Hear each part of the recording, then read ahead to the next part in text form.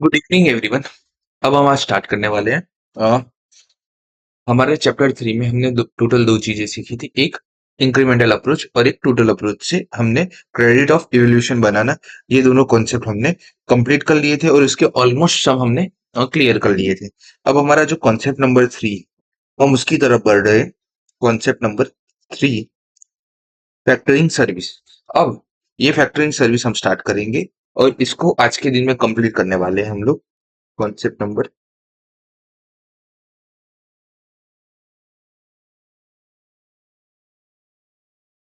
Factoring services.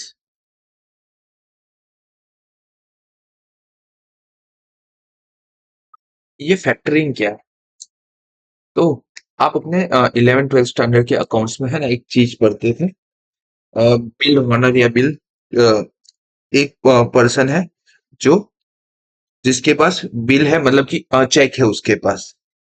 एक आपका concept आता है कि एक पर्सन है, चेक है, चेक उसका 90 डेज के अंदर अंदर होने वाला है, मतलब कि 1 जनवरी 2026 को है ना उसका चेक डिसऑनर होने वाला है। मतलब कि 1 जनवरी 26 के दिन वो जाके ना चेक अंदर जमा करेगा ना, तो वो पैसे निकाल पाएगा। और जो क्लाइंट, जो बंदा है, जो कस्टमर है, उसने उसको ये चेक है ना 31 नवंबर 2025 को दे दिया है। ठीक है। तब हम एक कॉन्सेप्ट पढ़ते थे कि जो कस्टमर, जो क्लाइंट या कस्टमर है बैंक का, वो बैंक में जाता था 15 दिसंबर 2025 को और बोलता था कि ये जो चेक है वो 1/1/2026 के दिन पास होगा, बट मुझे एडवांस में मनी चाहिए। तो आप ये 15 दिसंबर के दिन मेरे को पास कर दो और जो भी इंटरेस्ट चार्ज करना हो वो इंटरेस्ट चार्ज करके मुझे जो भी अमाउंट मेरा बचता हो वो मुझे दे दो। एक छोटा सा कॉन्सेप्ट हम हमारे 11th 12th स्टैंडर्ड में पढ़े थे। हाँ? ओके। चेक है 1 लाख रुपए का, जिसको जमा करने की तारीख हमारे कस्टमर ने डाली है 31 जनवरी 2026।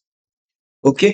बट जो हमारा, हम बिजनेस चलाते तो हमें पैसे की नीड पड़ी। तो हमने क्या कहा कि 1 लाख का चेक है, मैं जाके है ना बैंक को दे के आता हूँ और बैंक उसके अवेज में, उसके बदले में मुझे कुछ मनी दे देगी। अब वो जब बैंक में जाता है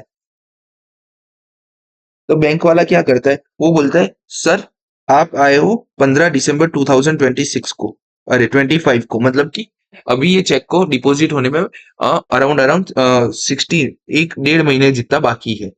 तो हम 1.5 महीने का टोटल इंटरेस्ट 1.5% चार्ज करेंगे। तो वो लोग क्या करते हैं, 1.5% 1.5 महीने का इंटरेस्ट है, ठीक है।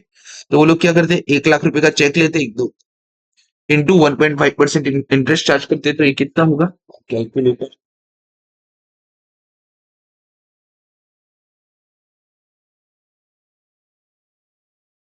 ये हमारा होगा 1500 रुपए। 1500 रुपए बैंक यहाँ पे इंटरेस्ट चार्ज करती है। एंड जो कस्टमर होता है उसके बैंक अकाउंट के अंदर,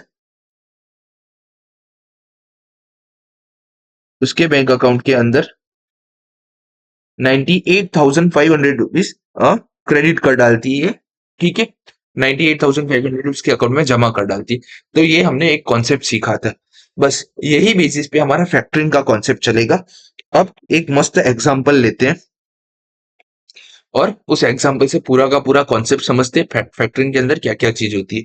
तो आप लोगों ने नरूटो देखा होगा। तो हम नरूटो का एक मस्त एग्जांपल लेंगे। ठीक है।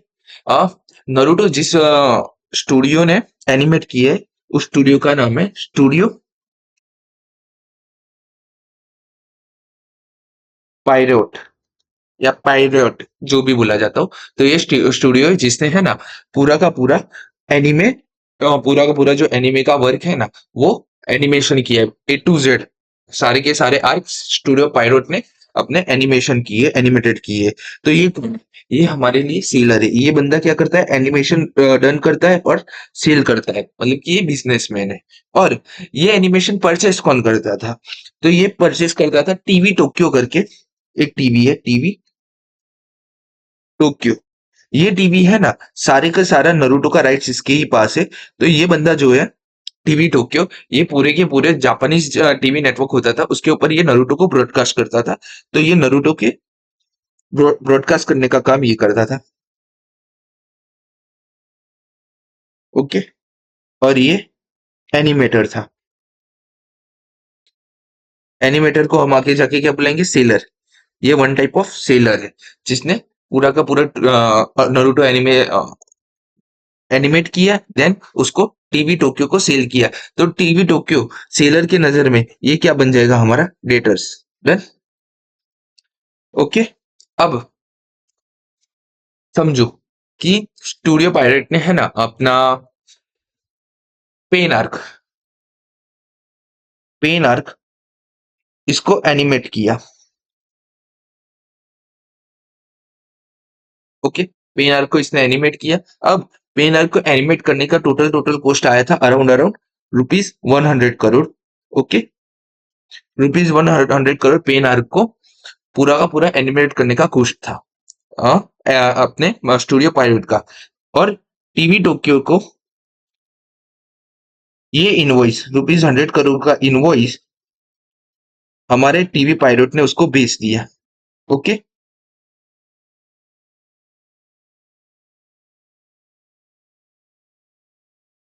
क्या हुआ, सबसे पहले स्टूडियो पायरेट ने पूरा का पूरा पेन आर्क एनिमेट किया। टीवी टोक्यो ने उसके राइट सारे स्टूडियो पायरेट से परचेज किए। तो स्टूडियो पायरेट ने बोला मुझे ₹100 करोड़ चाहिए। ओके।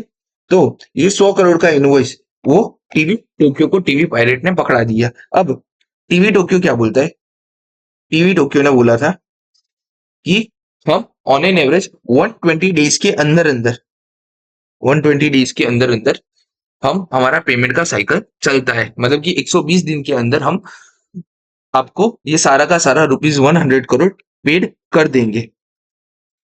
ओके। इतना हम पूरा का पूरा आपको पेमेंट कर देंगे 120 डेज के अंदर। अब जो हमारा टीवी पायरोट है उसके पास अपकमिंग प्रोजेक्ट है, वो है 5 कागे समिट।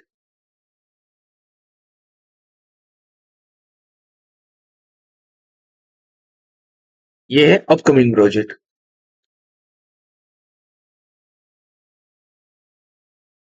अब समझो किसी भी स्टूडियो के 100 करोड़ रुपए यहाँ लगे हो और उसके पास अमाउंट ना हो, तो वो क्या अपना अपकमिंग प्रोजेक्ट लॉन्च कर पाएगा? इवन ये 100 करोड़ यहाँ है तो पायलट के जितने भी एनिमेटर होंगे, वॉइस एक्टर होंगे, जितने भी हमारे साउंड, जो भी साउंड देते, साउंड के इफेक्ट देते, उन सबका भी पेमेंट करना होगा। ठीक है। तो सेकंड चीज, टीवी पायलट, टीवी पायलट को क्या करना है, पेमेंट करना है उनकी, उसको पेमेंट करना है एनिमेटर्स को,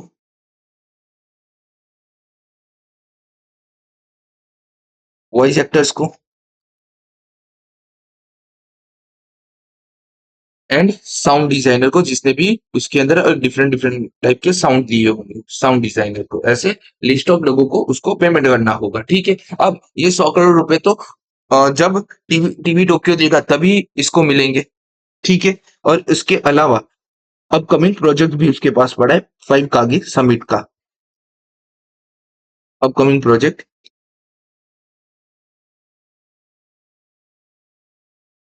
5 कागी समिट।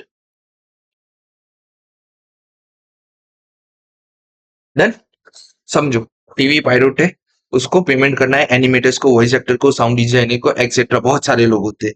बाद में अपकमिंग प्रोजेक्ट उसका है, अपकमिंग प्रोजेक्ट उसका 5 का आगे सबमिट है। अब क्या लगता है, free of cost animator, voice actor और sound designer free of cost upcoming project कर पाएंगे? नहीं करेंगे। They can not wait 90 days. इसका मतलब क्या है कि हमारा जो टीवी है, जो हमारा स्टूडियो है, वो वेट नहीं करेगा, no wait for 120 days for the invoice payment. वो वहां तक का वेट नहीं कर सकता है। ठीक है। अब वो वहां तक का वेट नहीं करेगा तो उसको क्या चाहिए, उसको चाहिए कि उसको ये 100 करोड़ रुपए मिल जाए। टीवी टोक्यो तो 120 डेज पे देगा, क्योंकि वो उसकी स्टैंडर्ड पॉलिसी है, 120 डेज के अंदर अंदर मैं दे दूंगा जब भी दूं। अब टीवी पायरेट क्या करेगा उसके लिए? तो टीवी पायरेट करेगा, एक फिनेंशियल सॉल्यूशन लेके आएगा। Financial solution. अब वो फिनेंशियल सॉल्यूशन क्या लेके आएगा इसके लिए? तो वो है ना, एक थर्ड पार्टी को वो एक थर्ड पार्टी को अप्रोच करेगा। उस थर्ड पार्टी का हम यहाँ पे नाम ले देते हैं ओनहान कैपिटल। ओनहा कैपिटल नहीं, ऐसा लगते हैं, नाम रख देते हैं। सबसे रिच कौन था? हाँ, जीराया। जीराया डैम रिच, मतलब कि वो तगड़ा रिच था। तो वो लोग गए जीराया के पास, जीराया कैपिटल्स या जीराया वन इंडिविजुअल पर्सन है जिसका काम है।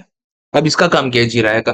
जीराया क्या करता है? 100 करोड़ रुपए तुम्हें लेने के, ऐसा करो 100 करोड़ में से मैं कुछ अमाउंट तुम्हें अभी दे देता हूँ और वो इनवॉइस मेरे को दे दो। याद करो बैंक का कॉन्सेप्ट। बैंक क्या करता है? वो चेक ले लेता है और पैसे दे देता है। बाद में चेक जब जिस तारीख को डिसऑन होने वाला होता है तब वो वहां से पैसा अपना ले लेता है, ठीक है। तो किराया क्या करेगा? जिराया बोलेगा वो इनवॉइस मेरे को दे दो और ये लो कुछ पैसे तुम रख लो, ठीक है। तो जिराया ने क्या किया? जिराया ने किया, सबसे पहले हमारा टीवी, हमारे स्टूडियो ने क्या किया? स्टूडियो ने वो इनवॉइस जिराया को सील कर दिया। जिराया, वो इनवॉइस जिराया को सील कर दिया, ठीक है। देन जिराया ने क्या किया? जिराया ने एडवांस दिया सबसे पहले, क्योंकि जिराया को वो क्यों सेल कर रहे हैं? कि जिराया उनको कुछ पैसे दे। तो 100 करोड़ का टोटल प्रोजेक्ट था, उसका 80%, मतलब कि 80 करोड़ रुपीस उन्होंने, जिराया ने ये स्टूडियो को दे दिया कि भाई जाओ तुम जाके अपना काम करो। और ये 80 करोड़ से हमारे स्टूडियो ने क्या किया? एनिमेटर्स को पेमेंट किया, वॉइस एक्टर को पेमेंट किया, स्टूडियो डिजाइनर को पेमेंट किया, हर हर जन को उसने अपना पेमेंट कर दिया। एंड उसने अपना अपकमिंग प्रोजेक्ट भी स्टार्ट कर दिया, ठीक है। तो ये स्टूडियो की बात हो गई। अब जिराया क्या करेगा? ठीक है, जिराया 120 डेज में, जब 120 डेज कंप्लीट हो गए,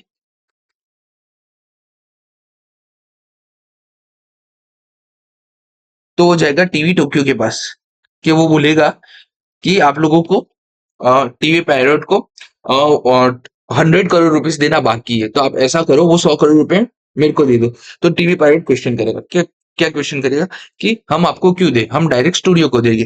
तो जिराया बताएगा कि ये सेल ऑफ इनवॉइस जो मेरे नाम पे ट्रांसफर कर दिया, तो तुम मेरे को ये पेमेंट करो। तो वो पेमेंट देख के वो लोग इनको फाइनल सेटलमेंट कर देंगे, जो भी 100 करोड़ रुपीस का पेमेंट है टू द चिराया।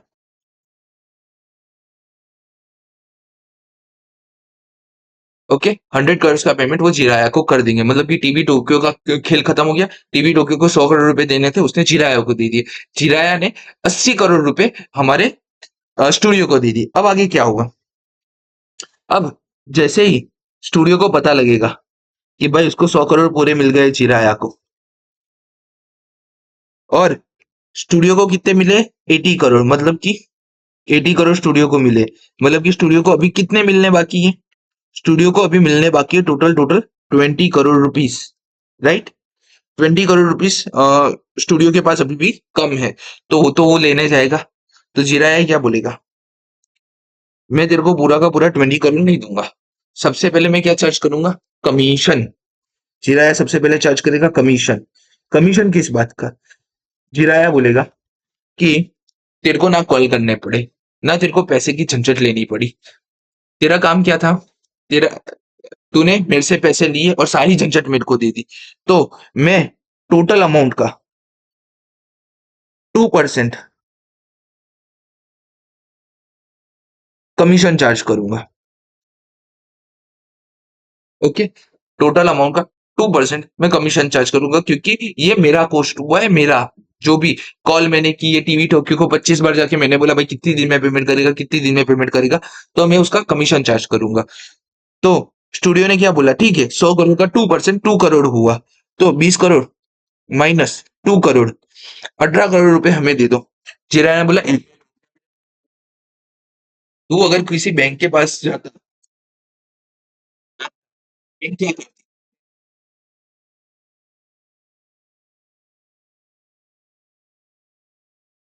के हिसाब से, तो मैं भी तो दूसरा वो कोस्ट लगाएगा क्या, इंटरेस्ट। वो क्या बोलेगा, मैंने तेरे को कितने रुपए दिए, 80 करोड़ रुपए, 10% उस पे मैं इंटरेस्ट लगाऊंगा, और ये पैसे के लिए एडवांस में दिए थे। अपने यहाँ पे 360 डेज रखते हैं ताकि कैलकुलेशन अपना आसान हो।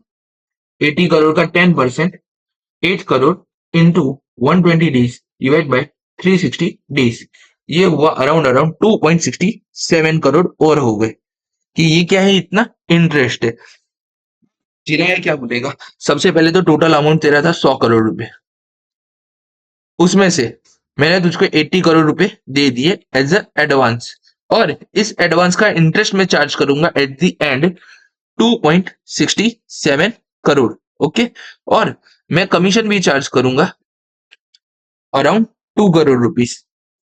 ओके, तो मैं तेरे को अभी फाइनल अमाउंट कितना देना मेरा बाकी है, 2.67 माइनस 2 करोड़, 15.33 करोड़ रुपीस मैं तेरे को अब पेंडिंग अमाउंट है वो मैं तेरे को लौटा दूंगा। तो चिराया ने क्या किया, चिराया का काम यहाँ पे था एज अ फैक्टर, उसने एज अ फैक्टर काम किया। हमारी हिंदी भाषा में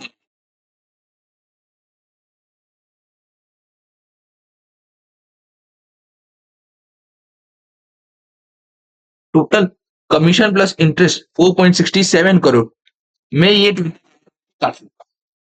तो इस तरीके से हमारा पूरा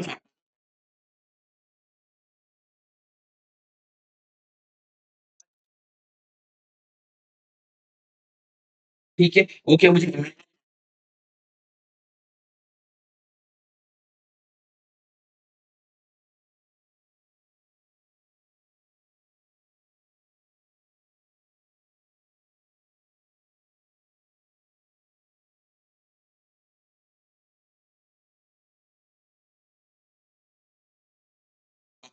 एम्प्लॉय को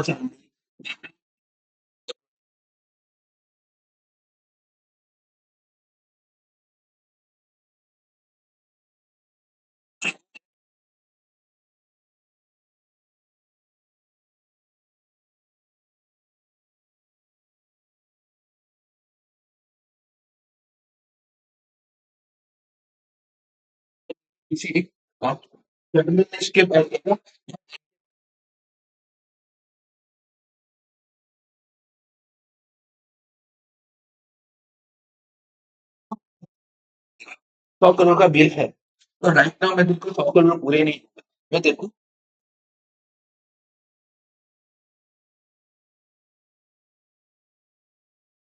कुछ भी तरीके का चाहिए।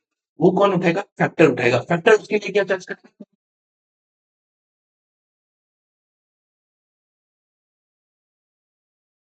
आपका भी कम हो जाएगा, आपको बार बार कॉल नहीं करना पड़ रहा है पर्सन को। ठीक है, एडमिन कॉस्ट लगेगा वो क्या,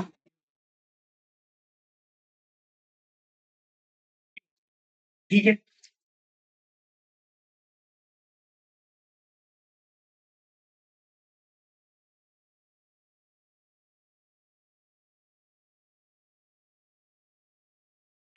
स्टूडियो को पता चला, मतलब कि एक बिजनेसमैन को पता चला भाई,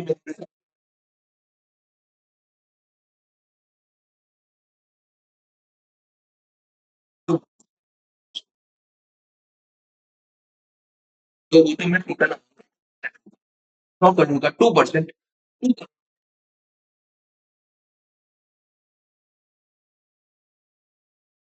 18 करोड़ भी मैं तेरे को पूरे नहीं दूंगा, रीजन,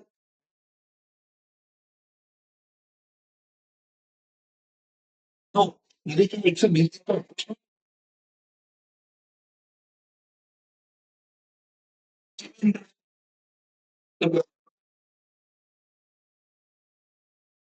कि हमने इंटरेस्ट काटा था 80 करोड़ रुपीस पे, 10% के हिसाब से 120 डेज का 2.67,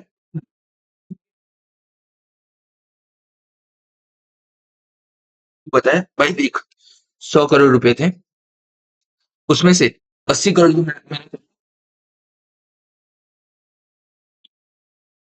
मैंने 2.67 करोड़ का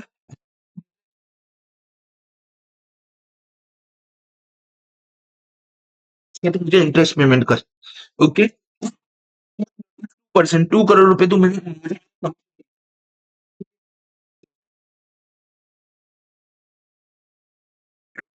वकील क्या बोलेगा, ये मैं अपने पास रखूंगा।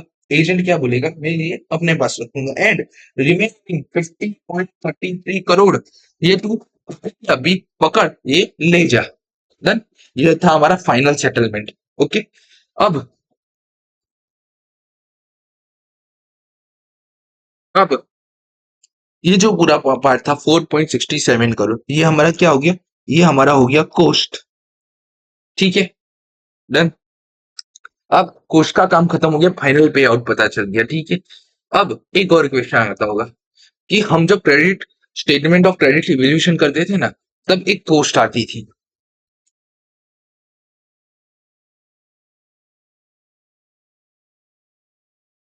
Admin coast, bad debt. ठीक है।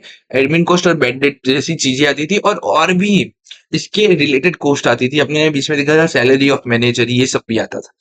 अब जब मैं ये स्टूडियो को पैसे दे रहा हूँ तो मेरा एडमिन कॉस्ट तो कम हो जा रहा है, मेरे को कोई मैनेजर भी नहीं रखना पड़ रहा है अपने स्टूडियो को मेंटेन करने के लिए और डेट रिकवर करने के लिए।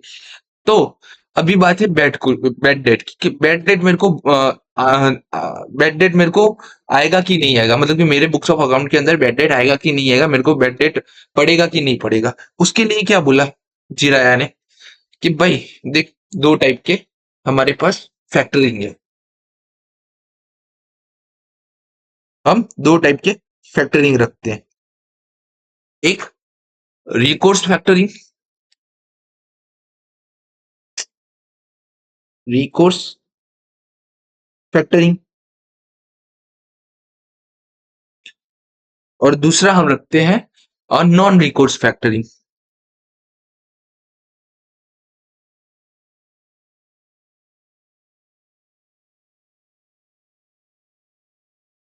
और हमारे स्टूडेंट बोला इन दोनों में डिफरेंस क्या है, तो इन उन्होंने डिफरेंस बताया कि अगर टीवी टोक्यो फेल होता है पेमेंट करने में, तो जो 8 करोड़ का मैंने तेरे को एडवांस दिया था ना, वो तू मेरे को वापस लौटाएगा। एंड जो बैड डेब्ट होगा ना, अरे 8 करोड़ का, 80 करोड़ का, 80 करोड़ का मैंने तेरे को जो एडवांस दिया था ना, वो तू मेरे को वापस लौटाएगा। और वो जो 100 करोड़ पूरा का पूरा है ना, वो तू ऐसा बैड डेट, अपना बैड डेट डिक्लेयर करेगा उसको। मतलब कि रिकोर्स क्या बोलता है, इफ स्टूडियो, इफ स्टूडियो नहीं, if debtors fail to pay, you give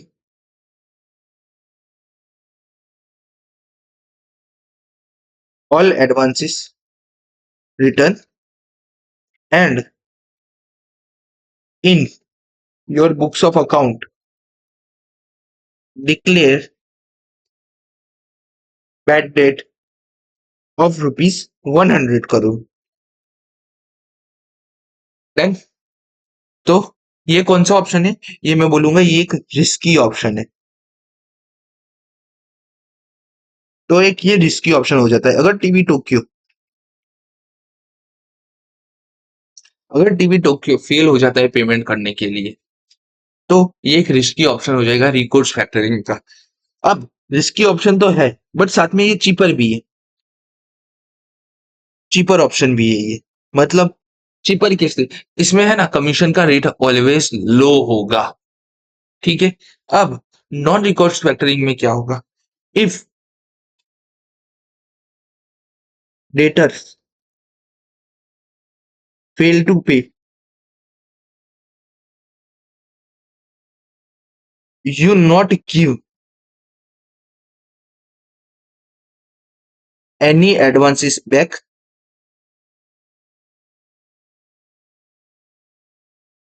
then अगर वो फेल होता है तो कोई भी एडवांसेस बैक करने की जरूरत नहीं है। एंड बुक्स ऑफ अकाउंट में जो रिमेनिंग एडवांस के ऊपर का अमाउंट था ना, वो भी not to declare as bad debt. क्यों,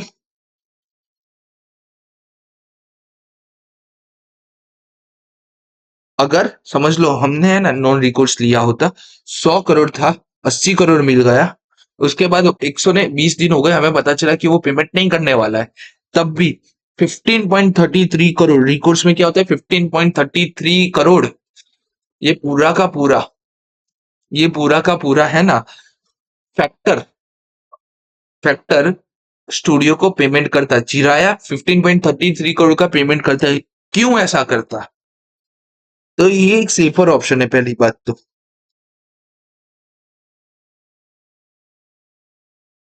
ये एक सेफर ऑप्शन है। एंड सेकंड चीज, ये चीपर ऑप्शन नहीं है, ये आपने क्या बोलते हैं एक्सपेंसिव ऑप्शन है। यहाँ पे है ना हाई कमीशन होता है, यहाँ पे क्या लो कमीशन होगा आपका, और यहाँ पे आपका हाई कमीशन होगा। ओके, तो जनरली नॉन रिकोर्स की तरफ मेरे हिसाब से जाना चाहिए। बाकी आपको पता चलेगा कि जब हम एग्जाम हमारे अंदर एग्जाम के अंदर जितने भी एग्जाम्पल है ना, वो सारे के सारे नॉन रिकोर्स की तरह ही है। किसी एक आध एग्जाम्पल ही ऐसा है जिसमें बोला है कि बैड डेट फैक्टर नहीं बेयर करेगा, बट बाकी सारे नॉन रिकोर्स की तरह पे होते हैं। अब अपने आ जाते हैं, देखो फॉर्म हमारे यहाँ कौन था, फॉर्म था स्टूडियो, स्टूडियो कस्टमर था हमारा टीवी टोक्यो, टोक्यो स्पेलिंग देख लेना, और फैक्टर था हमारा जीराया। अब क्या हुआ, फॉर्म ने गुड्स दिए कस्टमर को, फॉर्म ने क्या किया था, कस्टमर को क्या दिया था एनिमेशन, हमारे केस में गुड्स नहीं थे, हमारे केस में क्या था एनिमेशन का पूरा जो 20 मिनट्स के एपिसोड थे पेन आर्क के, वो दिए थे। बाद में हम्म एक मिनट एक मिनट एक मिनट,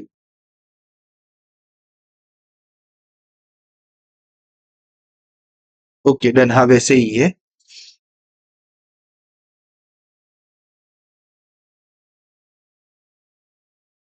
इसको थोड़ा ढंग से बनाते हैं क्योंकि ये वाला है ना समझ में नहीं आएगा।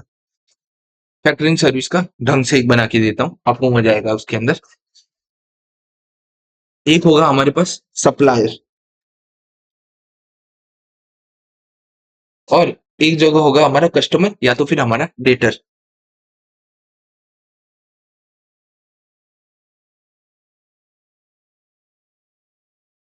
और एक जगह होगा हमारा फैक्टर।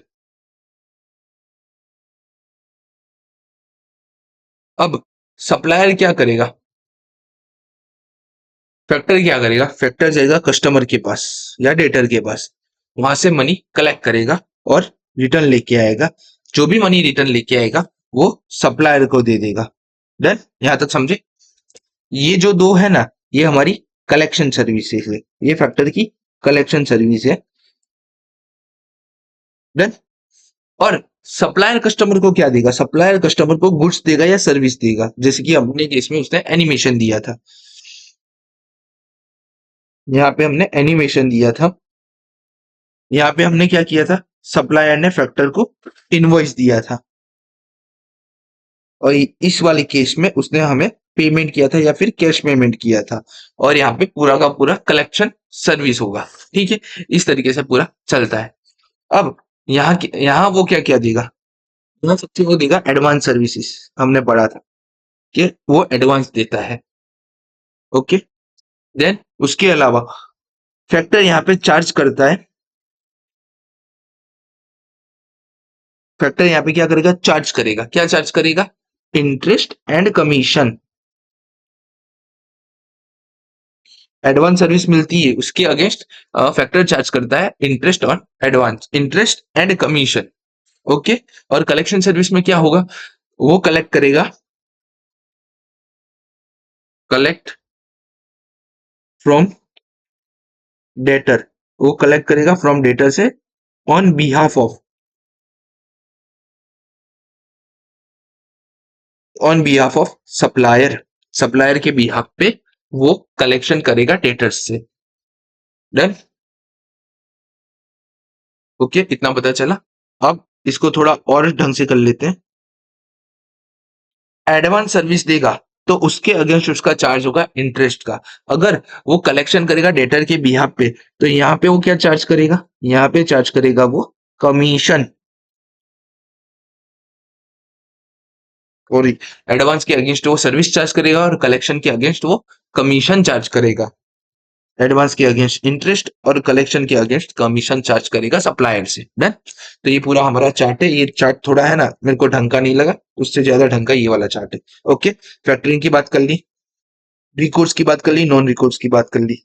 देखो यहाँ लिखा है, factor bear the ultimate risk on loss in case of default and hence in such case they charge higher commission. Okay, यहाँ पे क्या लिखा है, अगर कोई भी रिस्क आता है वो पूरा का पूरा फैक्टर लेगा और उसकी वजह से वो यहाँ पे हायर कमीशन चार्ज करेगा। रिकॉर्ड्स में क्या, इन case of factor is unable to collect the amount receivable, then factor can turn back the same to the organization for resolution। वो रिजोल्यूशन के लिए वो जिस सप्लायर के पास वो रिटर्न जाएगा।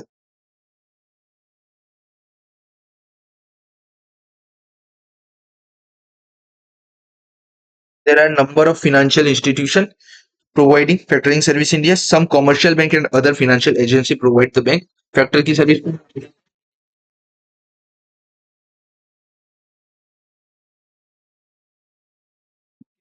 बट जनरली हम यहाँ पे लिखा है providing factoring service in India, some commercial bank and other financial agencies, ये दोनों जनरली प्रोवाइड करती है। The biggest advantages of factoring are the immediate conversion. क्या एडवांटेजेस है, immediate conversion of receivable into a cash and predictable pattern of cash flow. Factoring का सबसे बड़ा benefit एक ही है कि वो क्या करवाता है, जो हमारा पूरा का पूरा रिसीवेबल है उसको कन्वर्ट करवा लेता है कैश में या कैश फ्लो के अंदर। Okay, financial receivable with the help of factoring can help company to liquidity. Company को हेल्प करता है liquid without creating a net liability on its financial condition. Okay, कोई भी नेट लाइबिलिटी क्रिएट किए बिना वो वहां पे कंपनी को लिक्विडिटी प्रोवाइड करवा देता है। और इसकी वजह से डेट इक्विटी के रेशियो पे कोई इम्पेक्ट नहीं आएगा। ये आपको नहीं समझ में आएगा भी डेट इक्विटी रेशियो पे कैसे इम्पेक्ट आता है, तो ये हमें ना जब रेशियो करेंगे तब पता चल जाएगा। देखो, मेन चीज ये जो है ना, भले ही वहां पे वो इंटरेस्ट चार्ज कर रहा है, this is not considered as the loan. इसको लोन कंसिडर नहीं कर सकते, ये फैक्टरिंग सर्विस ही रहेगा। There is a no debt payment, hence no compromission to the balance sheet, no long term agreement or a delay associated with the other method। Rising capital factoring allows the firm use a cash for a growth need of a businessman। Factor क्या allow करता है firm को, to use a cash for the growth need of businessman. Growth के लिए ही ये जो भी ये उठा रहे हैं ना, वो ग्रोथ नीड है बिजनेस की, इसलिए वो लोग उठा रहे हैं, नहीं तो नहीं देते। स्टेटमेंट शोविंग, एक ऐसा हमें स्टेटमेंट बना, हमारे सम को गिनने के लिए हमें एक स्टेटमेंट बनाना पड़ेगा showing the evolution of factoring proposal. एक साइड हम लिखेंगे एनुअल सेविंग, एक जगह हम लिखेंगे annual cost of factor to the firm, हमें मिल जाएगा no net annual benefit. Okay, उसके बाद ये पूरा चीज हम सीखेंगे एक एक करके। पूरे पहले स्टेटमेंट की बात करते हैं, ठीक है। तो statement of statement showing factoring proposal, या फिर स्टेटमेंट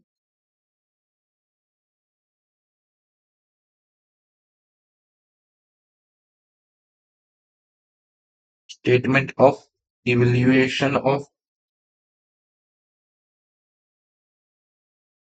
फैक्टरिंग प्रपोजल। फैक्टरिंग का जो प्रपोजल होगा वो हमें एक्सेप्ट करना चाहिए या नहीं करना चाहिए, उसके बारे में हम बताएंगे। क्या बोला है, सबसे पहले हम एक साइड लिखेंगे सेविंग, एक साइड लिखेंगे कॉस्ट। तभी तो मुझे पता चलेगा कि मेरा नेट बेनिफिट क्या है। हम इस पूरे चैप्टर में किसके पीछे भाग रहे हैं, हमारा नेट बेनिफिट या हमारा नेट प्रॉफिट हो रहा है कि नहीं हो रहा है इस चीजों से। तो सबसे पहले लिखेंगे एक साइड ए करके सेविंग, और थोड़ा नीचे जाके बी करके हम लिखेंगे कॉस्ट। अब एक फैक्टर को एक फैक्टर को ऑनबोर्ड लाने के लिए हमारा कौन कौन सा कॉस्ट लगता है, तो हमने सम के अंदर देखा एक कॉस्ट हमारा लगता है कमीशन का, और एक कॉस्ट लगता है इंटरेस्ट ऑन एडवांसेस का। ठीक है, फैक्टरिंग कमीशन और interest charge by factor on advances, इन दोनों का कॉस्ट पहला लगता है। अब बात करते हैं कि एनुअल सेविंग कौन सी होती है। तो सबसे पहले आप उसको कमीशन पे कर रहे हो। कमीशन क्यों पे कर रहे हो? अपना एडमिन कॉस्ट कम हो, एडमिन कॉस्ट कम हो उसके लिए हम उसको कमीशन पे करते हैं। एंड हायर कमीशन पे करते हैं इसलिए क्योंकि हम नॉन रिकोर्स में जा पाए, जिसकी वजह से हमारा बेड डेट भी कम हो जाए, हमारा बेड डेट भी सेव हो जाए। डन, ये दोनों चीज पता चली, एडमिन और बेड डेट का। यहाँ पे हमारा सेविंग होगा, तो कॉस्ट ऑफ क्रेडिट एडमिनिस्ट्रेशन मतलब कि हमारा एडमिन कॉस्ट, और बेड डेट अवॉइडेड। यहाँ पे एक लिखा है interest save due to a reduction in average collection period. Interest saved on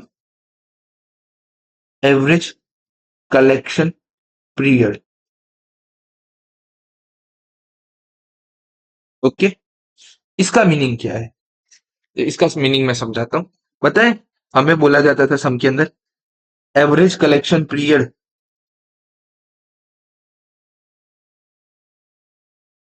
30 days है। नहीं, एवरेज कलेक्शन पीरियड 60 डेज है। ओके, वो क्या बोलता था, 60 डेज के अंदर अंदर मैं आपको आपका पैसा दे दूंगा, और जैसे ही आपने ये चीज फैक्टर को ट्रांसफर की ना, तो फैक्टर अपने गुंडे लेके पहुंच गया उसके घर पे। 60 डेज नहीं, मुझे 45 डेज के अंदर पैसा चाहिए, या 40 डेज के अंदर पैसा चाहिए। तो फैक्टर के पास क्या होता है, कभी देखा हो फैक्टर के पास है ना, बॉडीगार्ड बॉडीगार्ड होते हैं। वो बैंक लोन के लिए रिकवरी के लिए आते हैं, तो बॉडीगार्ड लोग आते हैं साथ में, रिकवरी एजेंट के साथ है ना, बॉडीगार्ड होते हैं। अगर तुम गलत जवाब देते हो तो वो लोग है ना धल लेते हैं तुमको। तो फैक्टर अपना बॉडीगार्ड लेके है ना उसके वहां पे जाएगा, वो बोलेगा कि उसने मेरे को बिल दे दिया और मुझे है ना मेरा कलेक्शन है ना, मुझे 40 डेज के अंदर अंदर चाहिए।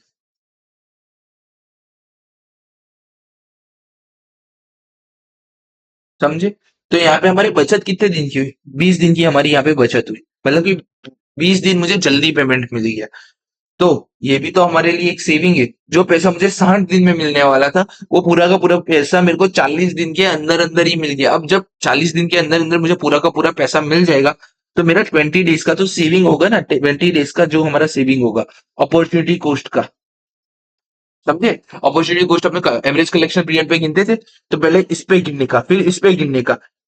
यहाँ पे 1 लाख रुपए आया था, बाद में हमारा एवरेज कलेक्शन पीरियड 80,000 हो गया, तो 20,000 का तो अल्टीमेट सेविंग हो ही गया है।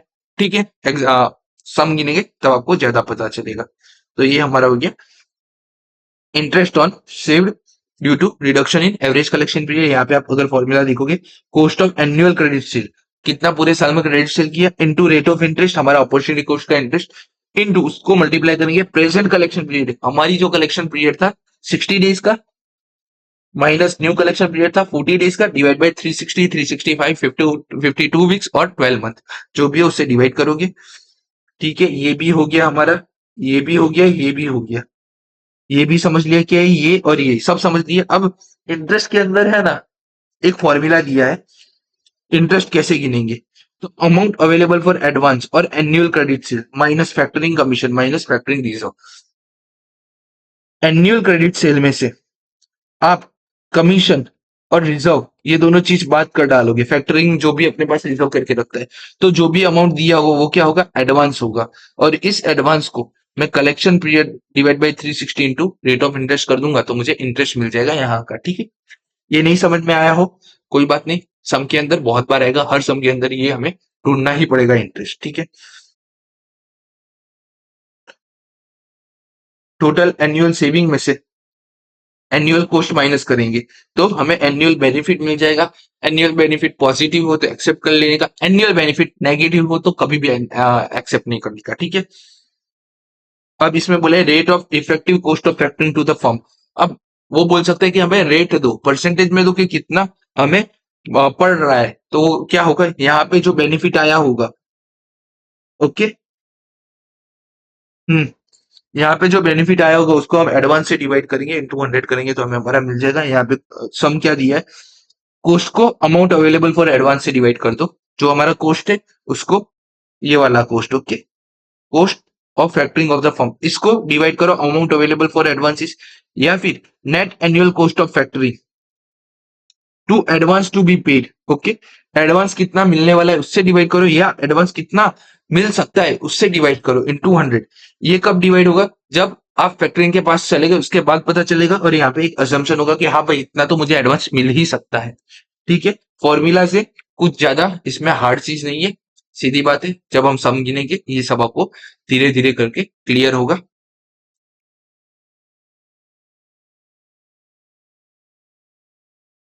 ओके, डायरेक्ट सम ही स्टार्ट हो जाते हैं। डायरेक्ट सम ही स्टार्ट हो जाते हैं और बाकी सब इसमें थियरी है। तो यूनिट 4 का ऑलमोस्ट चीजें हमारे यहाँ पे खत्म हो गया है। यहाँ क्या करेंगे? ये A plus E is equal to, मुझे क्या मिल जाएगा? ये मिल जाएगा टोटल सेविंग। टोटल सेविंग में से हम कमीशन माइनस करेंगे और इंटरेस्ट माइनस करेंगे, इसके टोटल को हम बोलेंगे टोटल कॉस्ट। और लास्ट में मुझे मिलेगा नेट बेनिफिट ए माइनस बी। पॉजिटिव तो हम एक्सेप्ट करेंगे, नेगेटिव तो हम एक्सेप्ट नहीं करेंगे। ये पूरा का पूरा हमारा चैप्टर यूनिट हमारा खत्म हो जाता है। अब हम सम की तरफ बढ़ते हैं।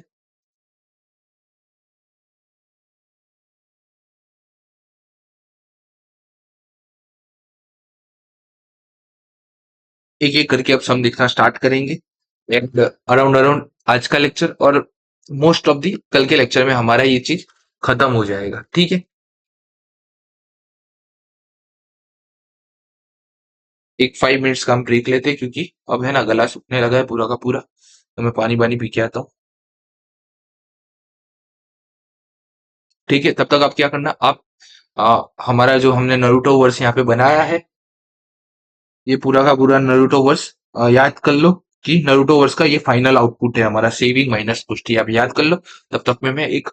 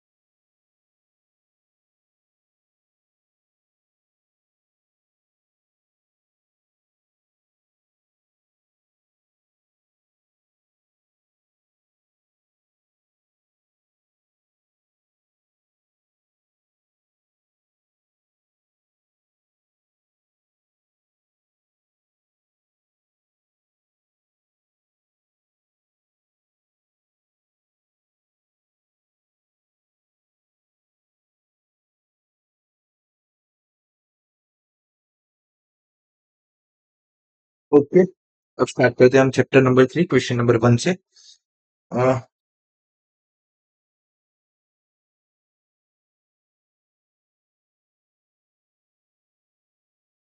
क्वेश्चन नंबर 1 हमें क्या बोलता है? नव्या लिमिटेड है, उसका एनुअल क्रेडिट सेल है 45 लाख का। पूरे साल का क्रेडिट सेल है 45 लाख का। Credit terms are 30 days. Credit terms are 30 days मतलब कि पूरे साल का 45 लाख का सेल है और क्रेडिट टर्म 30 डेज की है। इसका मतलब क्या होगा कि वो है ना हर 30 दिन में, नहीं, credit terms are 30 days but its management of receivable has been poor and take average collection period 50 days. 45 lakh days है 50 डिवाइड बाई 360 मतलब कि हर 50 दिन में हमें हर 50 दिन में एक फैक्टर लेके आना पड़ेगा जो हमें 6.25 लाख रुपीस का रिकवरी बिल रिकवर कर सके। एक बात समझो, जब आप बिजनेस खोलोगे तो आपको क्या पहले ही दिन से पता होगा 45 लाख रुपीस का हमारा एनुअल पता होगा? जैसे जैसे सेल होगा वैसे वैसे पता चलेगा कि हमारे इस महीने का कितना है, उस महीने का कितना है। अब यहाँ पे क्या बोला है, हमारा जो कलेक्शन पीरियड है ना एवरेज वो 50 दिन का है। तो अगर मेरा 45 लाख का लास्ट ईयर का था, 50 दिन का अभी है, डिवाइड बाई 360, तो मुझे ऑन एन एवरेज इतने पैसे तो मेरे फंड में चाहिए ही चाहिए। इतना तो मैं फैक्टर को बोल ही सकता हूँ कि भाई 50 दिन में मेरे 6.25 लाख आ रहे हैं, मैं तेरे को दे रहा हूँ, तू कितनी जल्दी मेरे को लाके दे रहा है, ठीक है। Bad debt is 0.4%. Bad debt हमारा 0.4% है। A factor has offered to take over the task of debt administration and credit checking at an annual fee of rupees 1% of credit check. Debtor ने बोला ये सब मेरे को दे दो, 1% क्रेडिट चेक का फी देगा मेरे को।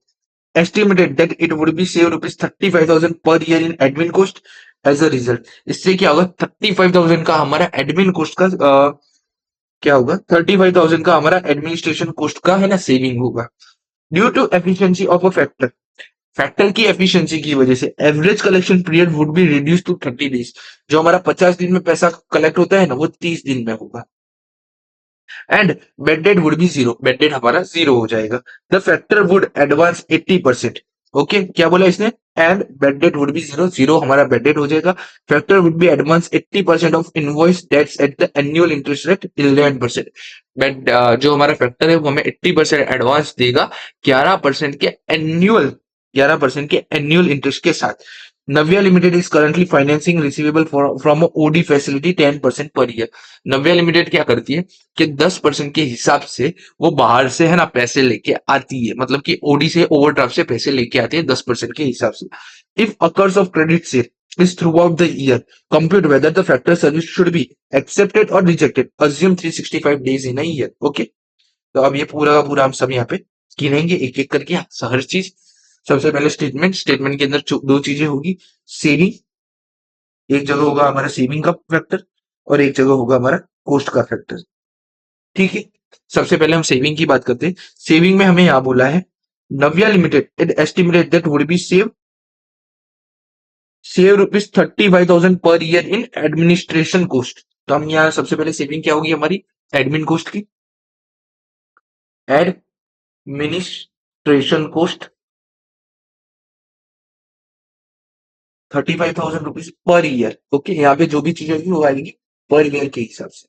ओके, उसके बाद due to efficiency of the factor, ये नहीं and bad debt would be zero, हमारा बेड डेट हो जाएगा वो हो जाएगा जीरो। अब बेड डेट हम चार्ज होता कितना था, bad debt is 0.4% of sale और क्रेडिट सेल हमारा टोटल था 45 लाख का। तो बेड डेट, क्रेडिट सेल था हमारा 45 लाख रुपीस का इंटू 0.4% हमारा बेड डेट होता था, 0.4% बेड डेट। तो 45 लाख का 0.4% ये हमारा हो जाएगा 18,000 रुपए। ये एक और हमारी सेविंग हो गई। डन। फैक्टर कौन कौन सी कोस्ट मांग रहा है अब वो देख लेते हैं। तो factor would be advance 80% invoice debt and annual interest. तो सबसे पहले वो क्या चार्ज कर रहे हैं, एनुअल इंटरेस्ट रेट ऑफ 11%। तो एनुअल इंटरेस्ट हमें एक इसका कैलकुलेशन करना है कि इंटरेस्ट हमारा कैसे आएगा 50 दिन का, ठीक है। एंड दूसरा, ये कमीशन कितना चार्ज कर रहा है, annual fee of rupees 1% of credit sales. तो यहाँ पे हम लिख देते हैं एक कोस्ट होगी हमारी कमीशन की वो है 45 लाख का 1%। तो 45 लाख का 1% ये हो जाएगा हमारा 45,000 रुपीज। ओके। अब हमें यहाँ पे दो चीज गिननी है, एक एनुअल इंटरेस्ट और एक एक चीज हमें गिननी है कि हमारा एवरेज कलेक्शन पीरियड था 50 दिन का, और अब हमारा एवरेज कलेक्शन पीरियड हो चुका है 30 दिन का। ठीक है। तो सबसे पहले हम अपॉर्चुनिटी कॉस्ट गिनेंगे एडिशनल। तो रिड्यूसिंग, क्या हमने लिखा था, interest saved on average collection period. Interest saved on average collection period.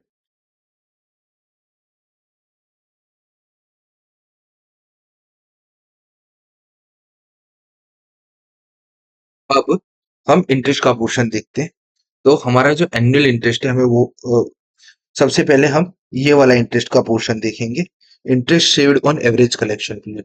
तो 45 लाख की टोटल क्रेडिट टर्म थी। ठीक। और उसके ऊपर टोटल हमारा क्रेडिट टर्म कितना था, 30 दिन का। तो इनटू,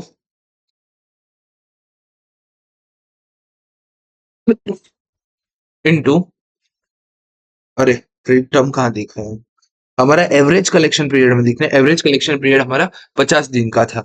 तो इनटू 50 डिवाइड बाई 365 इनटू हमारा यहाँ पे वो 10% के हिसाब से इंटरेस्ट पे करता था। इंटरेस्ट ऑन रिसीवेबल हमारा था 10%। तो इंटू 10%। तो पहला सेविंग हमारा इंटरेस्ट में इतना हुआ है। तो 45 lakh into 50 divide by 365 into 10%। ये हमारा सेविंग हुआ है यहाँ पे 61643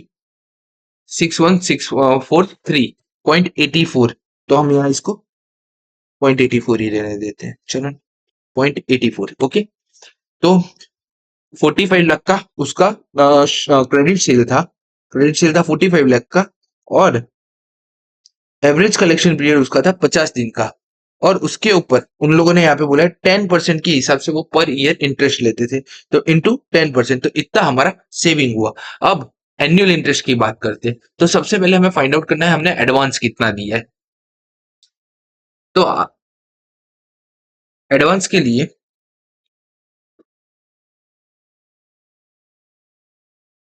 तो एनुअल इंटरेस्ट के अंदर 45 लाख का टोटल क्रेडिट टर्म है। उसमें जो हमारा फैक्टर है वो उसका एवरेज कलेक्शन पीरियड कितना है, तो उसका एवरेज कलेक्शन पीरियड देखेंगे तो वो हो जाता है 30 डेज। तो इंटू 30 डिवाइड बाई 365 इंटू वो कितना एनुअल इंटरेस्ट रेट चार्ज करेगा, 11%। Into 11% annual interest rate into, अब वो हमें टोटल क्रेडिट का कितना हमें देगा, तो वो सिर्फ 80% एडवांस ही देगा। मतलब क्या हुआ, सबसे पहले 45 लाख इंटू 30 डिवाइड बाई 365 करेंगे तो हमें ये वो टोटल में रिसीवेबल्स लाके देगा। डिवाइड बाई 365 कितने, अराउंड अराउंड 369,863 के, अराउंड 3,69,863 के वो टोटल रिसीवेबल लाके देगा। उसका 80% वो हमें एडवांस दे देगा, और ये 80% के ऊपर 11% हमारा इंटरेस्ट लगता है। 11% इंटरेस्ट इंटू 80% इंटू 11%, तो ये इंटरेस्ट हमारा हो जाएगा 30 32548, 32548 डन। एंड अब सम देखोगे तो सम के अंदर क्या बोला है, currently financing receivable from OD costing 10% of per year.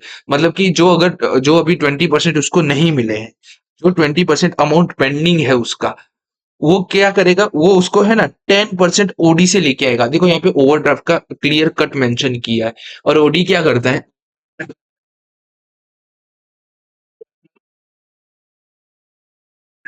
अगर वो ओडी का यूज करता है के अंदर, तो वो भी एक अपने को कॉस्ट लगेगा, ओडी इंटरेस्ट। अब ओडी इंटरेस्ट कैसे गिनेंगे, सेम 45 लाख रुपीज है हमारे पास, उसका 30 डिवाइड बाई 365 उसमें से 80% यहाँ चला गया तो 20% यहाँ पे और उसका 10% इंटरेस्ट हम ओडी से लेके आएंगे, क्योंकि हमें आगे ये एक ही समय है जिसमें हमें ओडी को मेंटेन करना है, बाकी किसी भी समय हमारा ओडी का कॉन्सेप्ट है ही नहीं। तो ये हमारा हो जाएगा 45 lakh into 30 divide by 365 into 20% into 10%, ये हमारा हो जाएगा 7397। ओके, तो हमने हर चीज का देख लिया। क्रेडिट सेल हमारा यूज हो गया, क्रेडिट टर्म का यूज नहीं हुआ क्योंकि वो क्रेडिट टर्म में एवरेज कलेक्शन पीरियड का यूज हो गया, बेड डेट का यूज हो गया। ओके, एनुअल फी का यूज हो गया, बाद में ये सेविंग का यूज हो गया, ये एवरेज कलेक्शन का यूज हो गया, एनुअल इंटरेस्ट रेट का यूज हो गया, ओडी भी हमने ठीक है। तो अब टोटल करेंगे,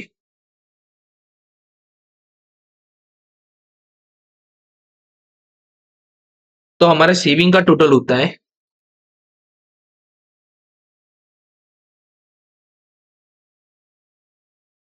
ये एक यूनिक सम की कैटेगरी में आता है ओडी की वजह से, बट हमने इसको पहले ही गिन लिया है। टोटल सेविंग, टोटल सेविंग हमारा होगा 35,000 प्लस 18,000 प्लस 61,643.84। तो टोटल हमारा सेविंग होगा 114644 पॉइंट, हम रिमूव कर देते हैं यहाँ पे। और हमारा टोटल कॉस्ट होगा 45,000 प्लस 32548 प्लस 7397 8495,945, ये आपका हो गया टोटल कॉस्ट। और नेट बेनिफिट हमारा हो जाएगा 114644 माइनस 84945, 29699 हमारा टोटल बेनिफिट हो जाएगा। नीचे क्या बोला है, if credit sales throughout the year compute whether the factor service should be accepted और रिजेक्टेड, हमें पूछा है कि ये हमें करनी चाहिए कि नहीं करनी चाहिए, तो हम यहाँ नीचे लिख देंगे factor service should be accepted.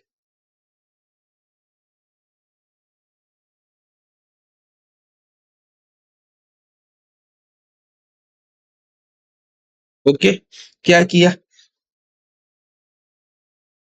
देखो, कमीशन हमें डायरेक्ट 45 लाख का 1% उसने बोल दिया था, एडमिन कॉस्ट दे दिया था, बेड डेट दे दिया था।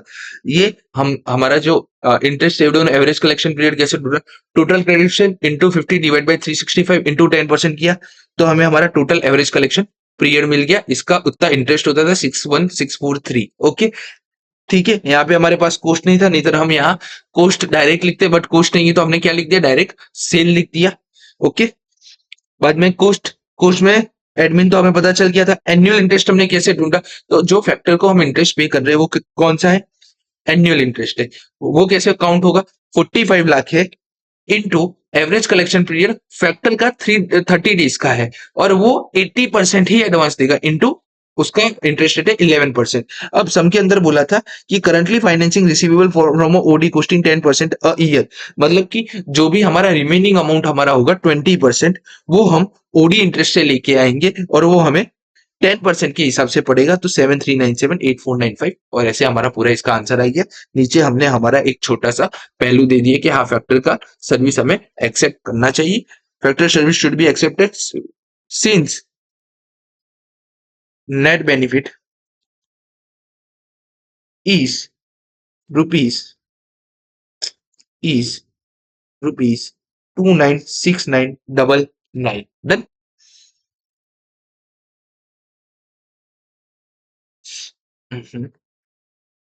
डन।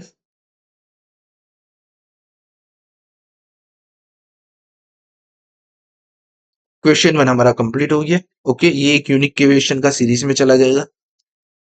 हमने यूनिक क्वेश्चन सीरीज कहाँ पे बनाया था,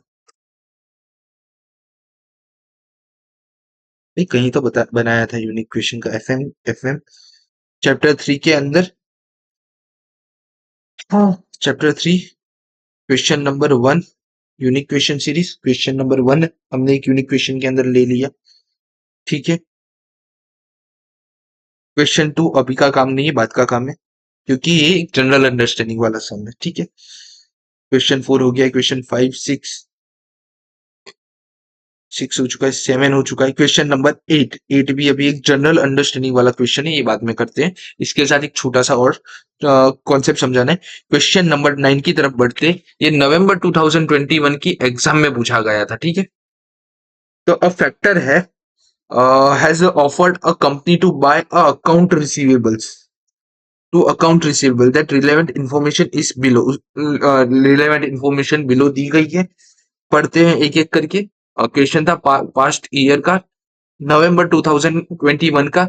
ऐसे क्वेश्चन कितने 5 मार्क्स में ऑलवेज आते रहते हैं, ठीक है। तो स्टार्ट करते हैं इस सम को। The current average collection period of the company is 80 days. Current average collection period 80 days का है and 1.5 नहीं 0.5% of debtors default, आधा परसेंट debtors default कर ही जाते हैं। Factor has agreed to pay over a money due to company after 60 days। अब देखो वहां पे है ना कुछ ऐसा बोला नहीं था, यहाँ पे क्या बोला है, pay over a money due to company after 60 day. तो यहाँ पे जो फैक्टर है वो हमें 60 डेज में पैसा देगा। अब वो कॉन्सेप्ट आएगा जो मैंने वहां पे समझाया था कि 80 डेज हमारा एवरेज कलेक्शन पीरियड था और वो अब जाके रह गया है 16 डेज का। मतलब कि यहाँ मेरा एवरेज कलेक्शन पीरियड है ना रिड्यूस हुआ 20 डेज से। ओके, क्योंकि फैक्टर मुझे 60 डेज पे आके पैसा दे रहा है, ना कि 80 पहले दिन पे ही आके पैसा दे रहा है, ठीक है। पहले दिन पे आके पैसा दे रहा था तो अपने वहां पे पूरा का पूरा ही हमने इंटरेस्ट ले लिया था, बट इस केस में सिर्फ 20 डेज 80 की जगह 60 डेज पे पैसा मिल रहा है, तो 20 डेज का ही हमारा यहाँ पे रिकवर हो रहा है और 0.5% का bad debt. Then it will be suffer all loss bad debt also, वो ऑल लॉस बेड डेट भी ऑल्सो करेगा। Factor will charge commission at the rate 2%। Company spend rupees 1 lakh per annum to administration of a debtors. Company थी वो 1 लाख रुपए per annum के हिसाब से administration of debtor करती थी। अब वो क्या है, अवॉइडेबल कॉस्ट है, मतलब कि इतना हमारा कॉस्ट सेव हो जाएगा। एनुअल क्रेडिट सेल 90 लाख रुपए, टोटल वेरिएबल कॉस्ट 80% है। लास्ट सम के अंदर डायरेक्ट क्रेडिट सेल दिया था, तो हमने है ना ये 20 डेज के साथ है ना क्या किया था, 20 डेज के साथ क्रेडिट सेल ले लिया था, बट इस बार हमें कॉस्ट का भी वैल्यू दे दिया 80%। तो अब 80% cost into 20 divided by 365, done। The company cost of borrowing is 50% per annum, 50% per annum company का borrowing cost है। assume 365 day in a year। should the company enter into agreement with the factoring firm, चलो देख लेते हैं। एक 5 minute का सम है, फटाफट गिनेंगे तो ये हो जाएगा। Question number 9,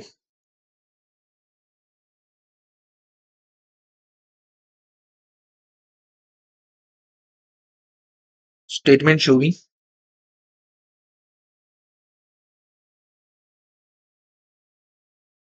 statement evaluation of factoring proposal, statement evaluation of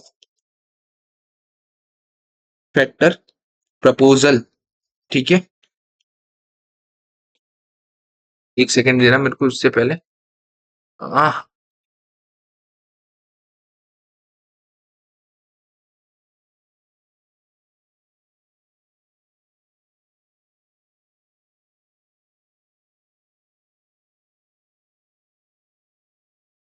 एक घंटा और है हमारे पास पढ़ने के लिए, तो एक घंटा और हम पढ़ लेते हैं। Statement of evaluation of a factor proposal, factor का प्रपोजल हम देख लेते हैं ये कैसे होगा। सबसे पहले एक हैंड पे आएगा शेविंग और 5 लाइन छोड़ के आएगा हमारा कोस्ट, ठीक है। डन। पानी वानी पीते रहना बीच बीच में ताकि एनर्जी आपकी मेंटेन रहे। ओके, तो सबसे पहले एक एक करके हम जो लिख सकते हैं ना पहले वो अमाउंट लिखेंगे। तो सबसे पहले है ना यहाँ से हम ये बेड डेट का केस खत्म कर डालते हैं। 0.5% कितना है बेड डेट, बेड डेट हमारा सेविंग होगा, तो बेड डेट ओके वो हमारा पूरा का पूरा सेविंग होगा। बेड डेट कैसे गिनते हैं, क्रेडिट सेल का परसेंटेज, ओके। तो बेड डेट सेल हमारा कितना है, क्रेडिट सेल है हमारा 90 लाख रुपए का, उसका 0.5%, 90 लाख इंटू 0.5%। तो 90 लाख इंटू 0.5%, ये हमारा हो जाएगा 45,000 बेड डेट, ओके। तो ये बेड डेट का केस सोल्व हो गया। Factor will charge commission at the 2%, तो कमीशन, बेड डेट हमारा सेविंग था, कमीशन हमारा क्या होगा, तो कमीशन हमारा कॉस्ट होगा और कमीशन चार्ज करेगा 2%। किसका 2%? क्रेडिट सेल और 90 लाख, 90 लाख का 2%, तो वो हमारा कोस्ट में चला जाएगा कमीशन। 19 लाख इंटू 2%, तो 2% हमारा होगा 1,80,000।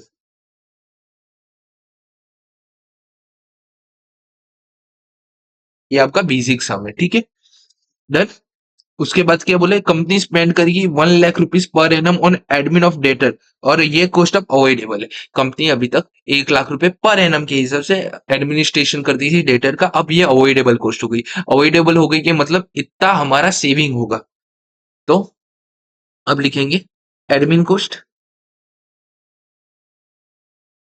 कितनी थी admin cost? 1 lakh rupees per annum.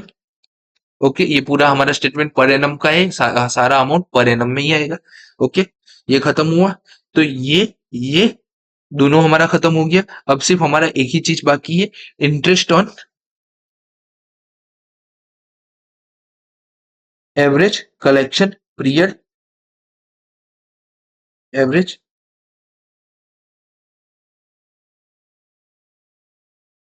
Interest on average collection period, जो हमारा एक्स्ट्रा एक्स्ट्रा डेज का जो कलेक्शन है, उसके ऊपर हमारा इंटरेस्ट हमें गिनना है, वो हमारा सेव होगा, मतलब कि 20 दिन से हमारा इंटरेस्ट कॉस्ट कम लगेगा। तो हमारा क्रेडिट सेल था 19 लाख रुपीज, और सम के अंदर क्या बोला है कि टोटल वेरिएबल कॉस्ट इज 80%। तो 90 लाख का मैं 80% करूंगा तो मुझे मेरा वेरिएबल कॉस्ट मिल जाएगा, ठीक है। बच कितने दिन रहे? 80 डेज का हमारा कलेक्शन पीरियड है, जो 60 डेज में कंप्लीट हो रहा है। तो 80 - 60, ओके, डिवाइड बाय, यहाँ कितने बोले? 365 डेज, डिवाइड बाय 365, और परसेंटेज कितने बोरोइंग है? 15%। तो 90 lakh into 80 - 60, 20 days. 90 lakh into 80% into 20 divide by 365 into 15%। तो ये हमारा आएगा 59,178। तो हमारा इतना इंटरेस्ट सेव हो रहा है।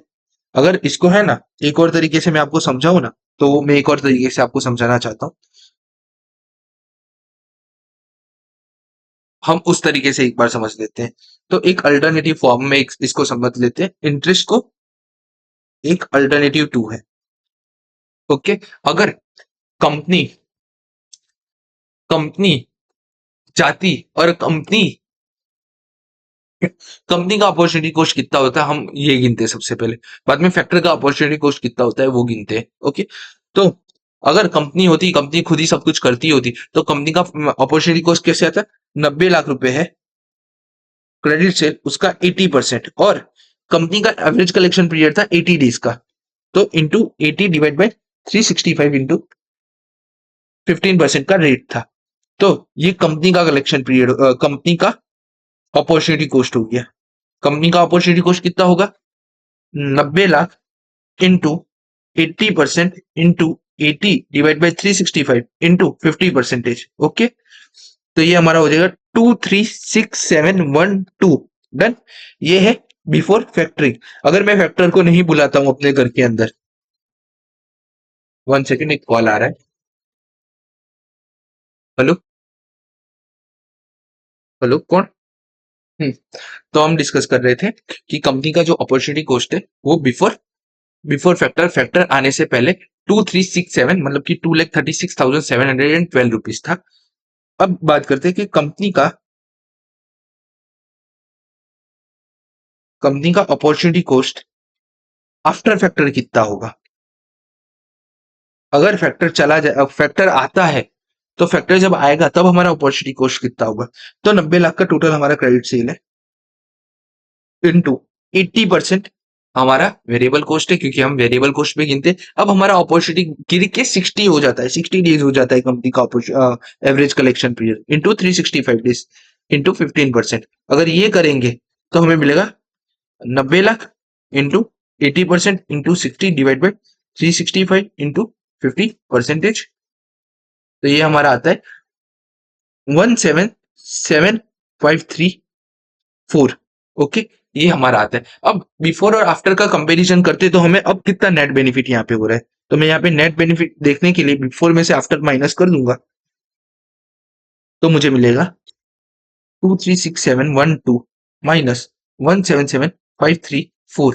तो ये हमें मिलेगा 59178।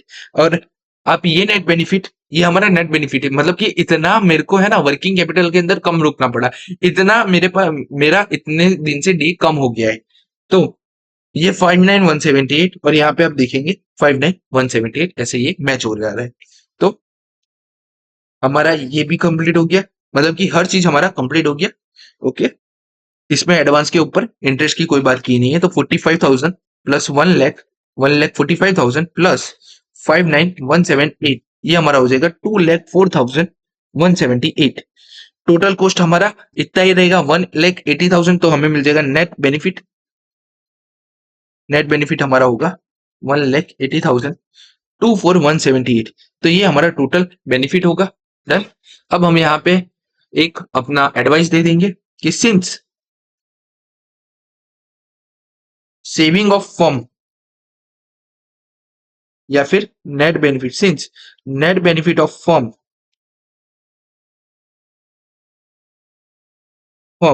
Is rupees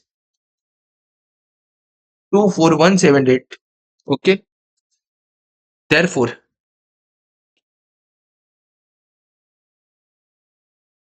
company should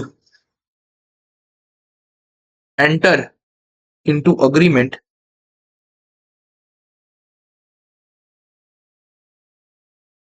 with the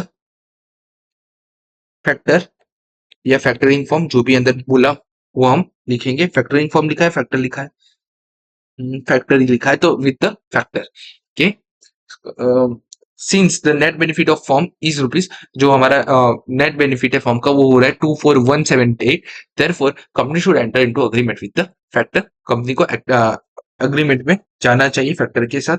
okay,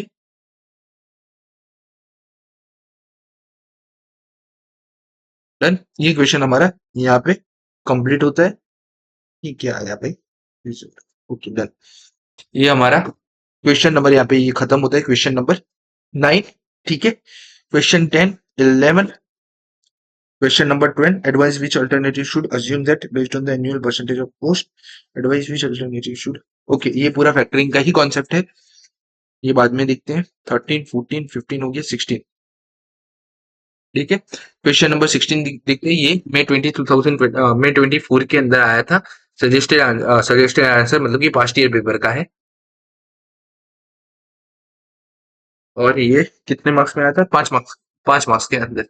तो ये वाला सम अब हम स्टार्ट करते हैं, ये थोड़ा लंबा सम है। ठीक है, following the sale information is respect of a Bright Limited, annual sale है 90% ऑफ क्रेडिट। ओके, ये एनुअल सेल दिया है और इसमें से 90% क्रेडिट सेल है, मतलब कि 750, इसका 90% हमारा होगा 675 लाख, इतना हमारा क्रेडिट सेल का पोर्शन है। और 750 मतलब कि 75 लाख, इतना हमारा कैश सेल का पोर्शन है। और ये चैप्टर स्टार्ट करने से पहले हमने बात की थी, ये पूरा चैप्टर है ना क्रेडिट सेल पे बेस करता है। तो जो भी हमारा कैलकुलेशन होगा ना, वो 675 लाख के ऊपर होगा, ना कि 750 लाख के ऊपर। ओके, आई होप इतना आप समझे होगे। अब क्रेडिट पीरियड दिया है 45 डेज का, एवरेज कलेक्शन पीरियड है 70 डेज का। हमारा एवरेज कलेक्शन पीरियड 70 डेज का है। Bad debt is 0.75%। Admin cost है out of which 2/5 is avoidable, मतलब कि इसका 2/5 हम पोर्शन अवॉइड कर सकते हैं। Okay, factor firm has offer to manage the company's debtor on a non recourse basis, non recourse basis. ठीक है, यहाँ पे नॉन रिकोर्स का यूज हुआ है। नॉन रिकोर्स कौन सा था देख लेते हैं। यहाँ पे नॉन रिकोर्स कौन सा था? जिसमें एक्सपेंसिव ऑप्शन था, सेफर ऑप्शन था, और बेड डेट इसमें हमारा अ, जो पर्सन था वो करेगा। अब देखो, किसी को पता नहीं है नॉन रिकोर्स और रिकोर्स क्या है, और यहाँ पे रिकोर्स ऑप्शन लिखा होता तो वो कंफ्यूज हो जाता क्या करना है, और वो बेड डेट 90% चांसेस से माइनस करके आता। ठीक है, हमें पता है नॉन रिकोर्स का मीनिंग क्या होता है। नॉन रिकोर्स का मीनिंग क्या होता है कि बेड डेट भी है ना फैक्टर ही अवेल करेगा, मतलब कि फैक्टर अपने ऊपर ही ले लेगा, हमें बेड डेट का कोई भी बर्डन लेना नहीं है। तो ये नॉन रिकोर्स का यहाँ पे आपको लिंक मैंने करवाया। Service charge of 2%, factor agrees to grant advance against the debtors at an interest rate is a 14% after withholding a 20% of a reserve। मतलब 80% वो हमें एडवांस देगा 40% के इंटरेस्ट के रेट के ऊपर। ओके, सर्विस चार्ज है 2% हमारा कमीशन।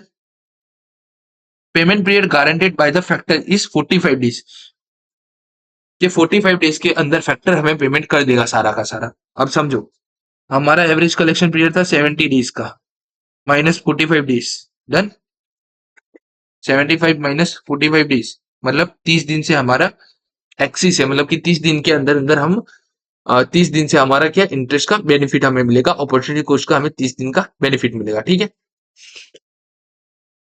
कोई ऐसा मत बोला सर क्रेडिट पीरियड तो 45 डेज है। हम यहाँ एवरेज कलेक्शन पीरियड की बात कर रहे हैं, ना कि क्रेडिट पीरियड की। क्रेडिट पीरियड आपका कुछ कुछ भी हो सकता है, बट एवरेज कलेक्शन पीरियड अलग होता है। हमने यहाँ पे समझा था, पहले भी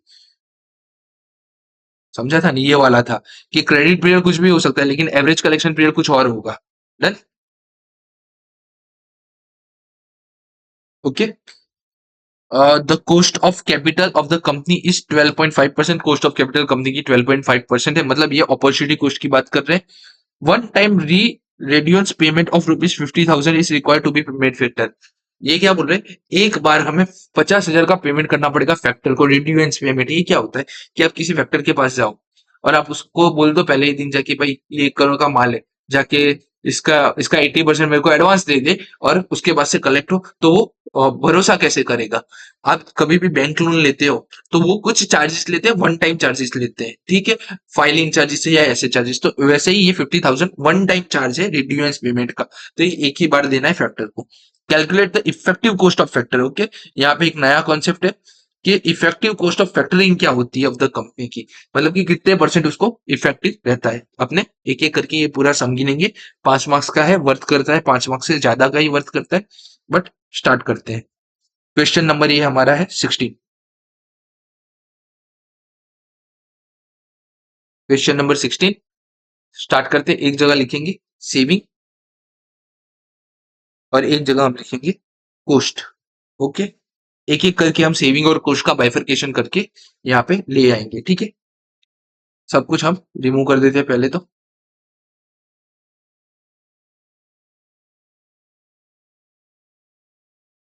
सबसे पहले हम बेड डेट की बात कर लेते हैं। बेड डेट है 0.75%। बेड डेट किसका होगा, टोटल क्रेडिट सेल का 0.75%। ओके, और क्रेडिट सेल कितना है 750 लाख का 90%।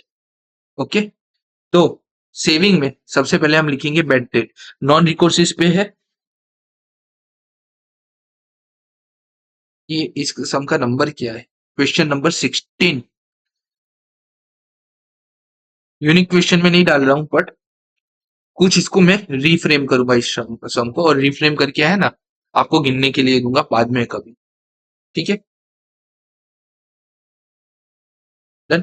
बेड डेट है हमारा 0 पॉइंट, हम यहाँ सब कुछ लिखेंगे रुपीज इन लैक्स में, तो ये 750 लाख कर देते। 750 लाख है हमारे पास, इनटू उसका 90% है क्रेडिट सेल, इनटू 0.75% है बेड डेट। ठीक है, 750 इंटू 90% इंटू 0.75%,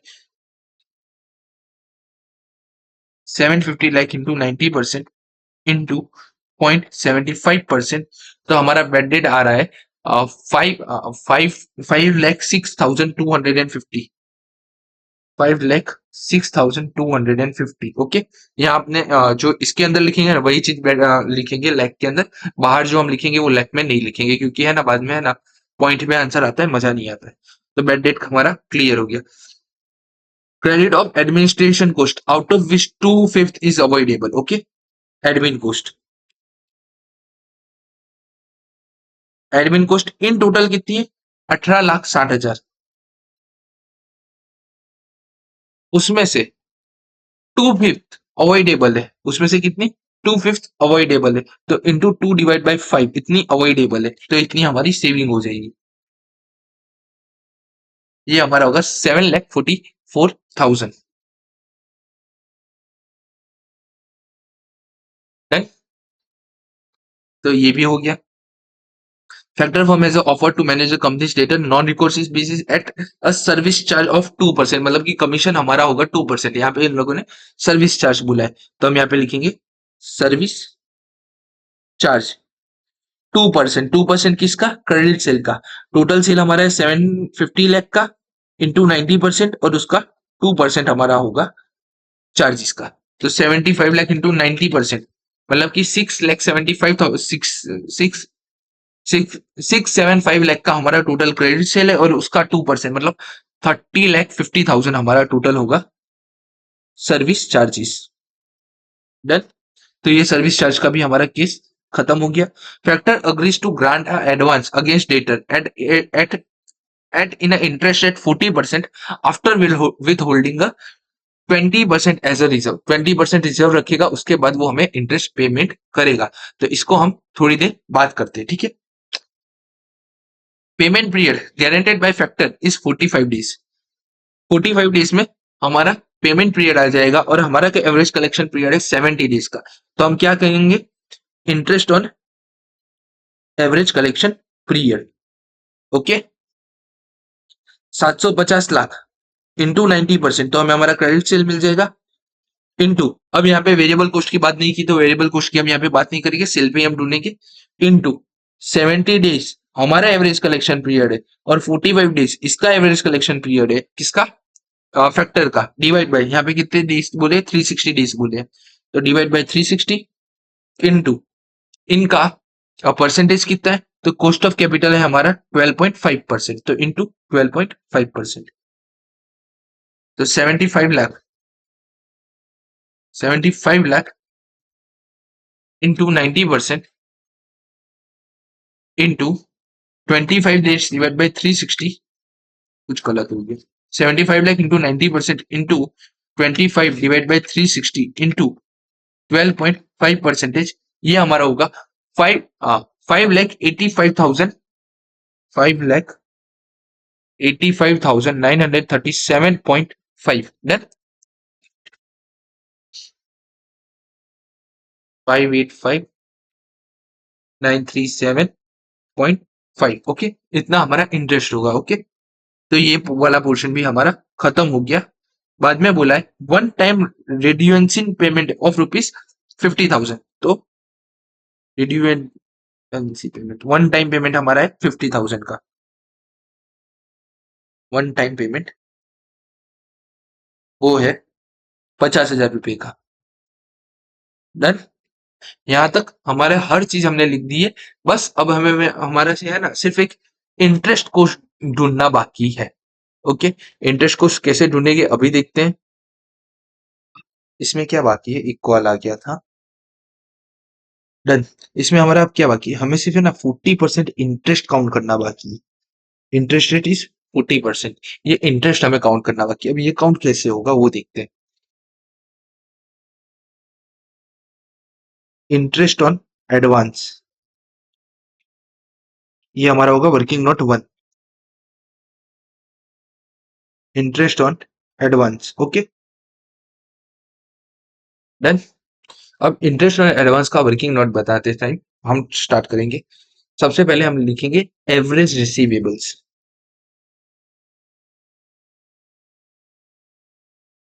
एवरेज रिसीवेबल्स मतलब फैक्टर मुझे कितने रिसीवेबल्स लाके देता है।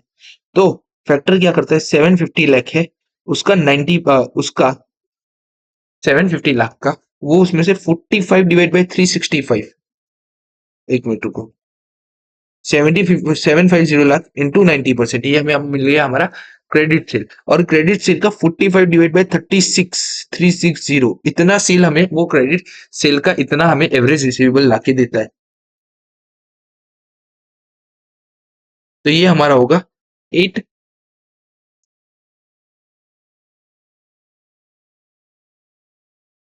750 इंटू 90% इंटू 45 डिवाइड बाई 360, ये हमारा होगा 8,4,3,7,500, इतना हमारा होगा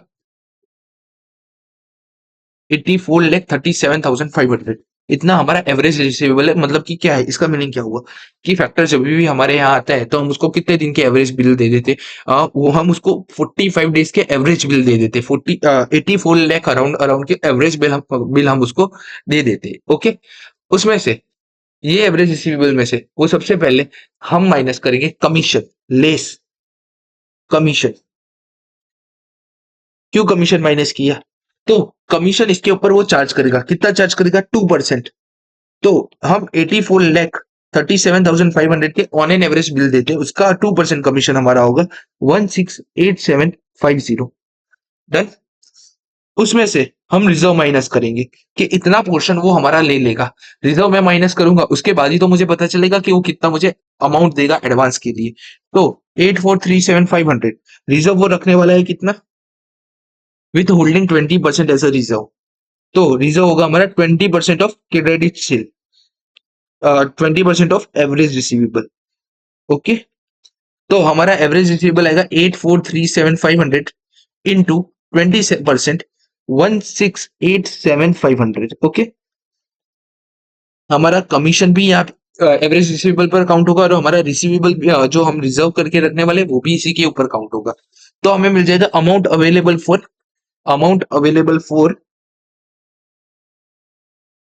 अवेलेबल फॉर एडवांस। इतना हम उसको एडवांस, इतना फैक्टर हमें एडवांस देगा, 84,37,500 माइनस 16,87,500 माइनस 16,87,500। इतना वो हमें माइनस, इतना हमें वो रिजर्व देगा, एडवांस देगा। कितना एडवांस देगा? 6581250। इतना वो हमें एडवांस देगा, 6581250। इतना हमें एडवांस मिलेगा। अब एडवांस में से हमारा सबसे पहले कितना क्या माइनस होगा? इंटरेस्ट माइनस होगा, माइनस इंटरेस्ट। इंटरेस्ट है eight the rate 14% per annum. Per annum के हिसाब से 14% एनम है, और हमें कितने दिन का इंटरेस्ट चाहिए? हम यहाँ 45 डेज का कैलकुलेशन करें तो हमें 45 डेज का इंटरेस्ट चाहिए। 6581250 into 45 days divide by 360 into 40%। Okay, तो हमें 40 क्या बोलते हैं 45 डेज का हमें इंटरेस्ट मिल जाएगा। 6581250 इंटू 45 डिवाइड बाई 360 इंटू 40%, ये हमें मिलेगा 115171.875। तो हमें एडवांस मिल जाएगा, इतना हमें वो एडवांस देगा, माइनस 6581250, 6466078.125। इतना हमें एडवांस मिलेगा और इतना हमारा इंटरेस्ट होगा, इतना हमारा इंटरेस्ट होगा। ओके, तो हम यहाँ पे अब लिख सकते हैं माइनस इंटरेस्ट। इंटरेस्ट है हमारा 45 डेज का 11,571.875, 11,517। ये हमारा है 45 डेज का इंटरेस्ट। इसको मुझे अब ईयरली में कन्वर्ट करना है, तो इंटू 360 डिवाइड बाई 45, तो कितना आ जाएगा? 115171.875 इंटू 360 डिवाइड बाई 45। तो ये हमारा आ जाएगा 921375। डन। तो ये हमारा इंटरेस्ट का अमाउंट आ गया एन्युअली। ठीक है, हमने यहाँ जो इंटरेस्ट ढूंढा है ये 45 डेज का इंटरेस्ट है, जिसको हमने कन्वर्ट करके ईयरली इंटरेस्ट में कन्वर्ट कर दिया। अब हमारे पास यहाँ ढूंढने के लिए कुछ नहीं रहा है, तो टोटल कॉस्ट, अरे टोटल सेविंग हमारी हो रही है 506250 प्लस 744000 प्लस 585937.5। तो ये हमारा टोटल हो जाएगा 1836187.5, 1836187.5। सामने हमारा कॉस्ट का टोटल हो जाएगा, टोटल कॉस्ट 13,50,000 प्लस 50,000 प्लस 921375। ये हमारा हो जाएगा 2321375, 2321375। ये हमारा टोटल कॉस्ट हो जाएगा। नेट बेनिफिट देख लेते हैं, तो नेट बेनिफिट 1836187.5 माइनस 2321375, और ये हमारा नेट बेनिफिट नहीं बट नेट लॉस आ रहा है, और नेट लॉस हमारा आ रहा है 485,187.5। ये हमारा नेट लॉस आ रहा है। मतलब कि ये कंपनी अगर ये इस पॉलिसी से जाएगी तो उसका कॉस्ट लगेगा 485,187.5 का। अब समझो, इससे तो मैं डिसीजन नहीं दे सकता कि लॉस आ रहा है तो मुझे इस पॉलिसी के साथ नहीं जाना चाहिए। थोड़ा समझो, यहाँ पे है ना हमारा कोस्ट बेनिफिट एनालिसिस चल रहा है। अगर इसलिए इन लोगों ने यहाँ पे क्या बोला आगे पता है, calculate the effective cost of a factoring to the company. कभी भी आपका आंसर लॉस में आ जाए ना, तो आपको इफेक्टिव कॉस्ट गिनना है कि मेरे को जो एडिशनल कॉस्ट लग रहा है वो कितना परसेंटेज है। तो मैं अभी यहाँ पे इफेक्टिव कॉस्ट गिनता हूँ।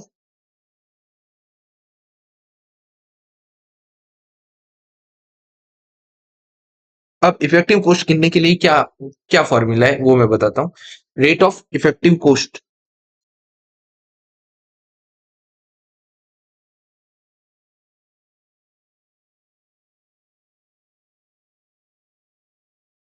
मेरा जो एडिशनल कॉस्ट लग रहा है उसके ऊपर मुझे एडवांस कितना मिल रहा है। समझो आप, एक चीज समझो, बैंक होता, बैंक से 1 लाख रुपए आप लेके आते, तो और उस पर 10% इंटरेस्ट भरते, तो क्या होता, 10,000 का आपका कोस्ट लगता। राइट नाउ आपका कोस्ट कितना लग रहा है, 485, 485, 1875, इतना आपका कोस्ट लग रहा है। आपने कितना अमाउंट लिया आपको वो पता है, आपने कितना अमाउंट एडवांस में लिया, आपने अमाउंट लिया है 64,66078.125, इतना अमाउंट आपने एडवांस में लिया। इनटू यहाँ पे मैं परसेंटेज ढूंढूंगा तो मुझे परसेंटेज मिल जाएंगे। ओके, तो इफेक्टिव कॉस्ट ढूंढने के लिए क्या है, दो चीज होनी चाहिए, एक तो कॉस्ट कितनी लगी है और वो कॉस्ट के ऊपर मुझे एडवांस कितना मिला है। तो इसको मैं ऐसे लिख सकता हूँ, 485,187.5 डिवाइड बाय टोटल एडवांस मेरा कितना है, 6466,078.125, और जब मैं ये करूंगा इंटू 100, 485,187.5 डिवाइड बाय 6466,078.125 इंटू 100। अब मेरा जो इफेक्टिव कॉस्ट लग रहा है ना, वो लग रहा है 7.5%, 7.545% ऐसा कुछ लग रहा है। हमने यहाँ पे लिखा है 7.5%। अब एक चीज समझो, जब कंपनी कोस्ट लेके आती है, कंपनी जब अपना अपॉर्चुनिटी कोस्ट देखती है, तब उसका अपॉर्चुनिटी कोस्ट 12.5% लग रहा है 45 डेज का, पूरे साल में उसका जा रहा है 12.5%। और अभी कितना जा रहा है, 7.5%। मतलब क्या हुआ, 12.5 माइनस 7.5, मतलब 5% कम जा रहा है। इससे क्या होगा, बेनिफिट, यही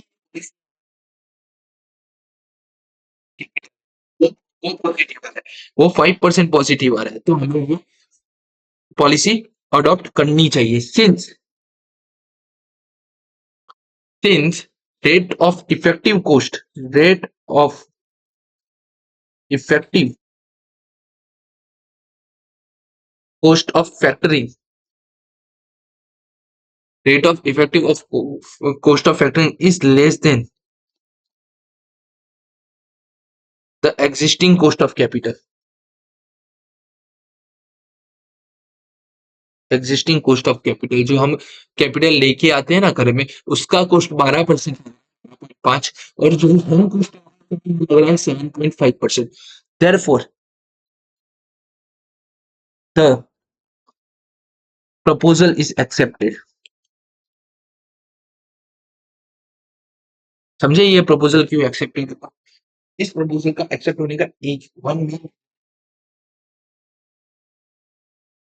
मैं जब भी पैसे लेके आता हूँ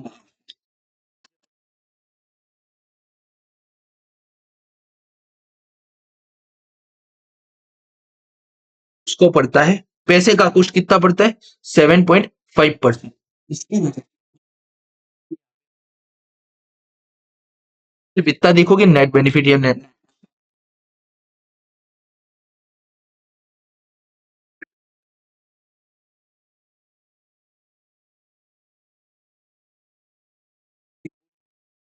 मतलब कि जितना 7.5% अगर मैं कॉस्ट ऑफ कैपिटल में आ रहे 12.5% अगर मैं एक डिबेंचर में देता, अब मैं 70.5%, राइट। ये क्वेश्चन हमारे यहाँ पे कंप्लीट होता है। क्वेश्चन नंबर 16 ये भी हमारे यहाँ पे कंप्लीट होता है। 17 बाकी है। 21 बाकी है, 22 बाकी है, 25 बाकी है। 8 क्वेश्चन बाकी है।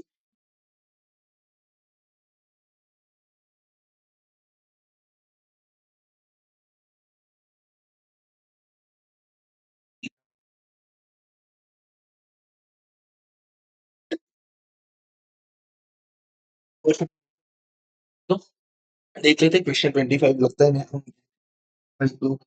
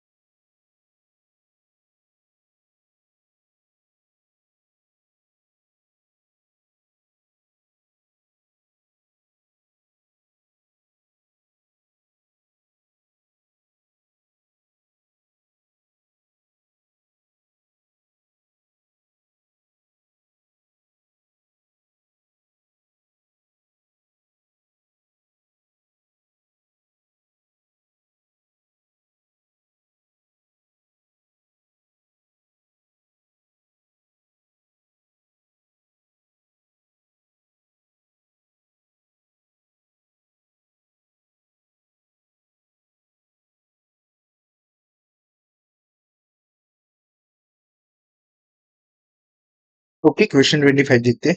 एक फर्म है, उसका टोटल सेल है 200 लाख का, उसका 80% क्रेडिट सेल है, मतलब 160 लाख का उसका, 160 लाख का उसका क्रेडिट सेल होगा। 80% क्रेडिट सेल है, मतलब 160 लाख उसका क्रेडिट सेल होगा। रिकॉर्ड हो रहा है। It offering a credit term 2/40 net 120, वो ऑफर कर रहा है 2/4 नेट 120 का credit term of the total 50%। Customer avail the discount and balance पे 120 दिस। 50% इस चीज को डिस्काउंट को लेते हैं और 120 इसको अवॉइड करते हैं। वन अरे 50% लोग जो है ना, 50% जो हमारा कस्टमर बेस है ना, वो क्या करता है, ये डिस्काउंट अवेल कर लेता है और बाकी के 50% 120 डेज से हमें पे करते हैं। ओके। उसके बाद लिखा है past experience indicated the bad debt loss around 1.5%। Bad debt हमारा 1.5% होता है क्रेडिट सेल का। The firm spend rupees 2,40,000 per annum to administrate a credit sale. There are avoidable as a factor is prepare to buy the firm's receivable. अगर factor buy करता है firm को, तो ये दोनों अवॉइडेबल कॉस्ट है, हम इन दोनों को अवॉइड कर सकते हैं। फर्म वो क्या चार्ज करेगा, 2% कमीशन चार्ज करेगा। ही will pay advance against receivable form at rate of 80% after will holding 20%। Last में 20% विल होल्ड कर रहा था, इसमें 10% कर रहा है। Determine the effective cost of factoring. If bank finance for a working capital is available 12% interest, advice should form avail a factoring service और not. Okay, क्या बोल रहा है, पहले तो आप डिटरमाइन करो effective cost of factor. Factor का इफेक्टिव कॉस्ट कितना होता है, सबसे पहले हमें वो डिटरमाइन करना है। देन उसके बाद हमें क्या करना है, उसके बाद हमें करना है कि अगर बैंक मुझे 12% के हिसाब से इंटरेस्ट पे लोन दे रहा है, तो मुझे फैक्टर के साथ जाना चाहिए या मुझे लोन लेना चाहिए। ठीक है, तो एक एक करके स्टार्ट करते हैं फैक्टर का समय। लास्ट सम होगा ये हमारे आज का टॉपिक का। ये मैं यहाँ से रिमूव कर देता हूँ।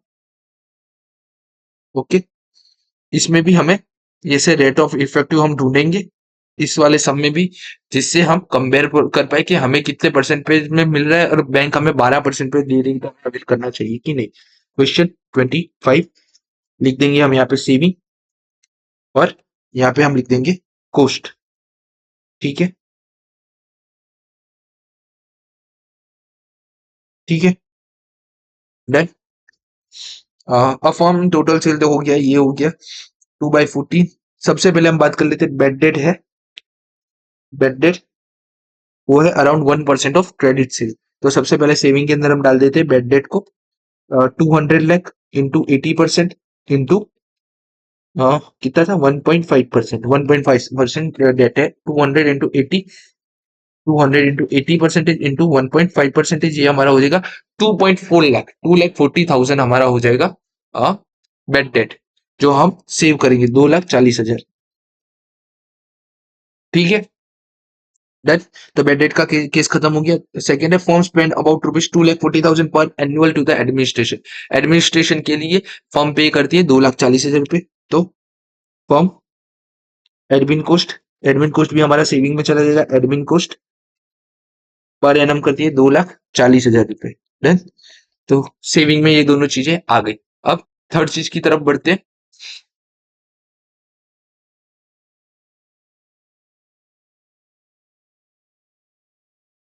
थर्ड चीज, these are avoidable factor by the firm. He will charge 2% commission. वो चार्ज करेगा 2% कमीशन। ठीक है, तो 2% कमीशन गिनते हैं पहले। तो कमीशन कोस्ट हमारा सबसे पहले लग रहा है कमीशन। कमीशन होगा 200 lakh into 80% into 2%। Okay, 200 lakh into 80% into 2%, 3,20,000 रुपये हमारा कमीशन लग रहा है। डन। ओके, तो ये हो गया। अब यहाँ पे हमें एक चीज दी है। क्या दिया है? Offering a credit terms 2/40 net 120, 50% of customer avail of discount and the balance पे इन 120 डेज। अब इससे क्या हमें मिलता है? तो इससे हम है ना कंपनी का या फर्म का हम एवरेज कलेक्शन पीरियड ढूंढ सकते हैं। फर्म का एवरेज कलेक्शन पीरियड कैसे ढूंढ सकते हैं वो अब हम आगे इसमें डिस्कस कंटिन्यू करते हैं। तो फर्म्स एवरेज कलेक्शन पीरियड,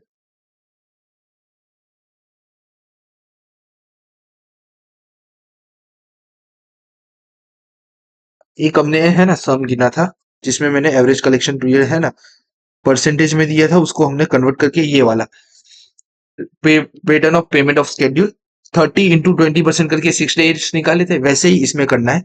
इसमें सिर्फ है ना हमें वर्टिकल फॉर्मेट में दिया है, एक टेबल फॉर्म में नहीं दिया, सिर्फ एक राइटिंग फॉर्म में दिया है। क्या दिया है? 50% कस्टमर 40 डेज में पेमेंट कर देते हैं और बाकी के 15% कस्टमर 120 डेज में पेमेंट करते हैं।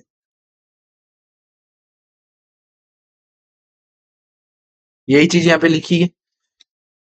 क्या लिखा है यहाँ पे कि 50% कस्टमर अवेल अ डिस्काउंट। तो वो डिस्काउंट कब अवेल कर पाएंगे? जब वो पेमेंट कर देंगे तब। तो इसका मतलब कि 50% कस्टमर 40 दिन के अंदर अंदर ही पेमेंट कर देते, 40 दिन के अंदर अंदर ही।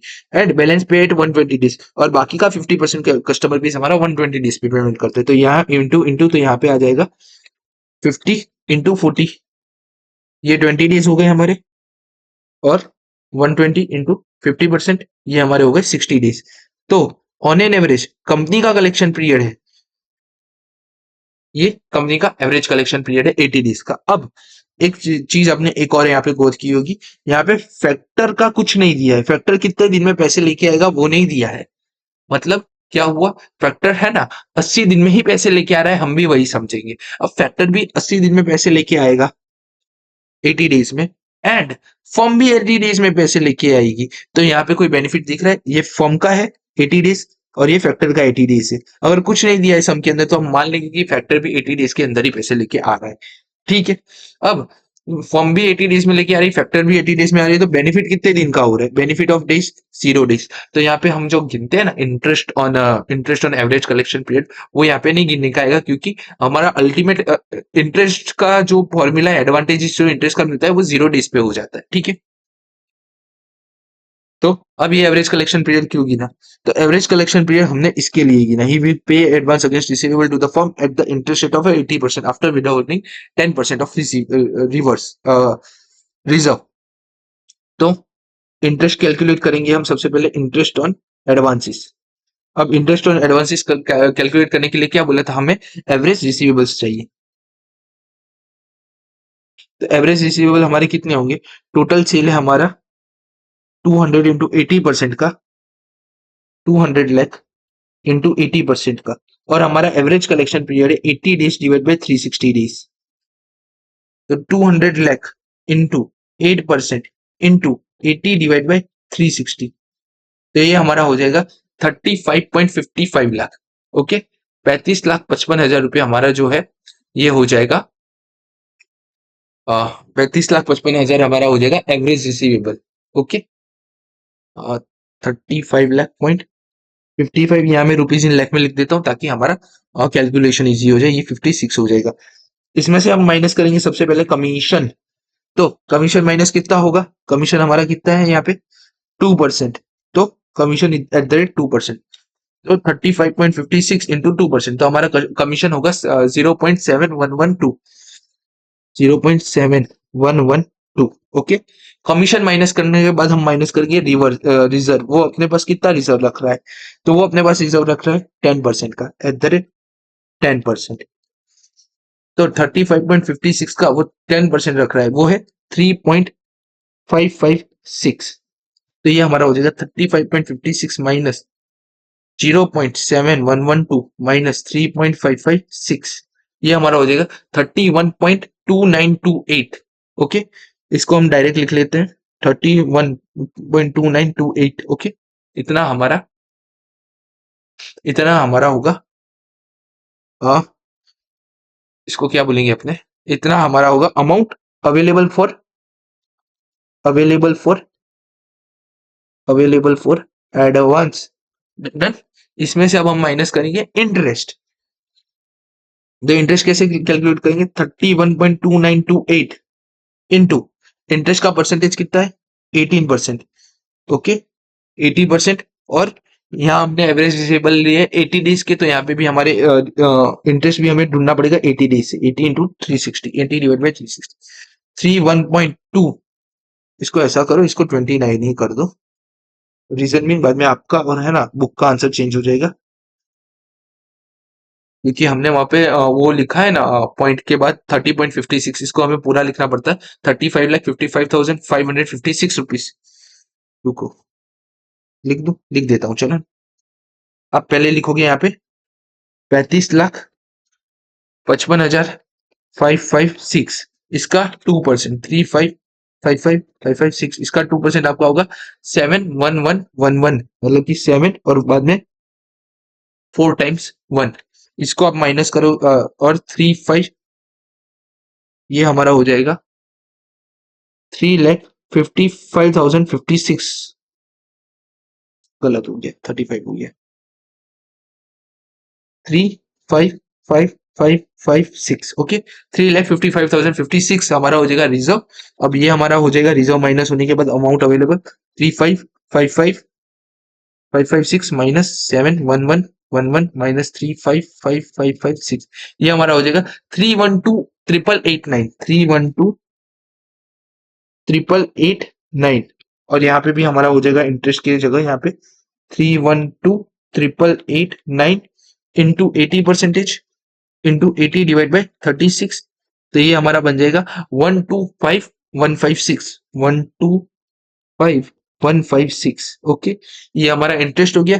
तो अमाउंट अवेलेबल कितना रहा?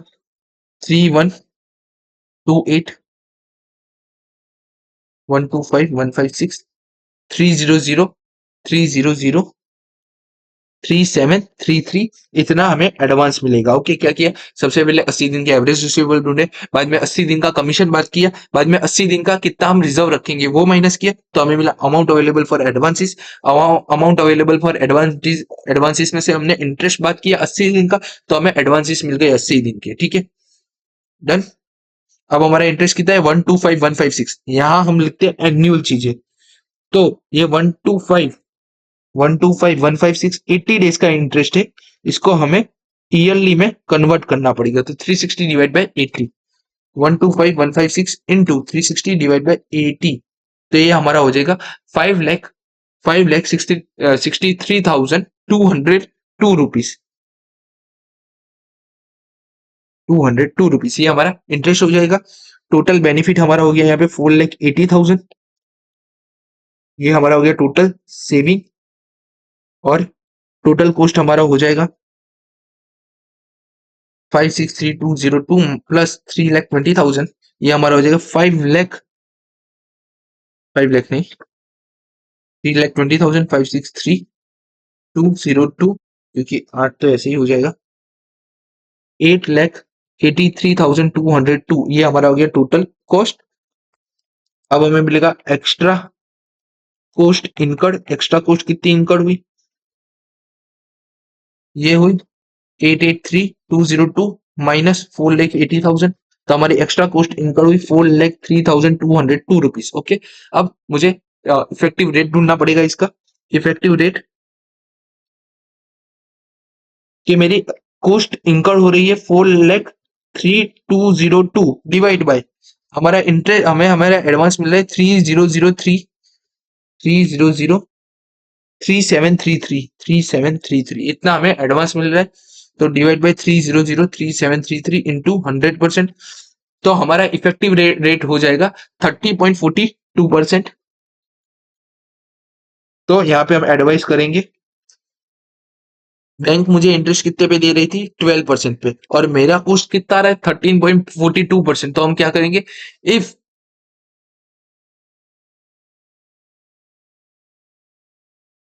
If bank finance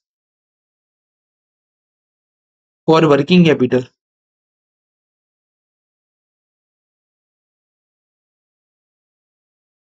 is available at available at 12%, firm will not avail factoring service at 12% is less than 30.42 percentage. Okay, के 13.42% के सामने हमारा 12% कम ही रहेगा। तो हमें बैंक इंटरेस्ट के साथ जाना चाहिए। कितने ही लोगों का एक डाउट होगा कि सर ये जो आशीष, ये जो हमारा एडवांस है ना, ये 80 डेज का एडवांटेज है, एडवांसिस है, ये हमारा 80 डेज का एडवांसिस है।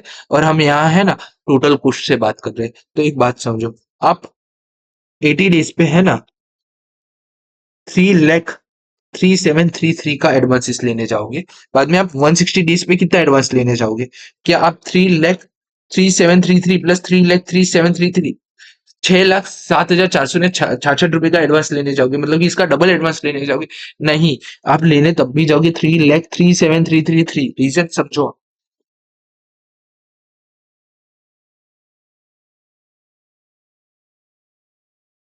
सेम ही रहने वाला है मेरा लोन का amount। बाद में समझो 240 डेज, जब 240 डेज होंगे तब भी मेरा अमाउंट यही रहेगा। मेरा लोन का अमाउंट कभी भी नहीं चेंज होगा 360 डेज पे, मेरा लोन का अमाउंट यही रहेगा। तो लोन का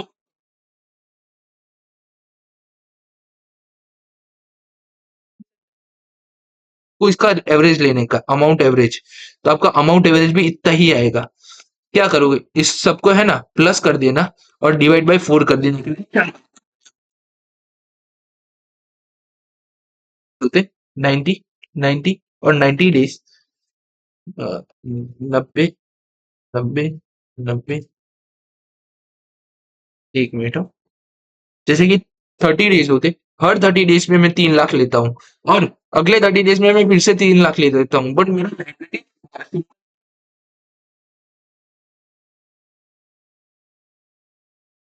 30 दिन आएगा ना, तो इसका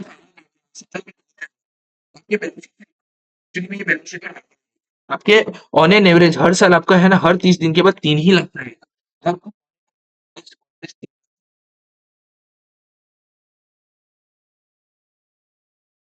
at the end closing balance तो आपका इतना ही रहेगा, इसलिए हम इससे डिवाइड करते हैं।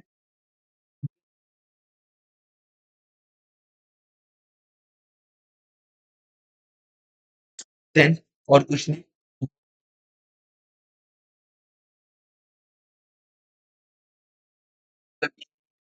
करनी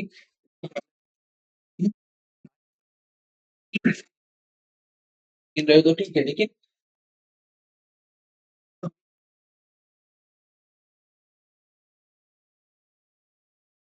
अच्छा गिना इसमें से दो गिन लो, बहुत है, एक आधे घंटे में दो गिन जाएंगे, आधे घंटे में ज्यादा टाइम नहीं जाता है। 25 भी कंप्लीट हो गया है। कोई डाउट, कोई क्वेश्चन है?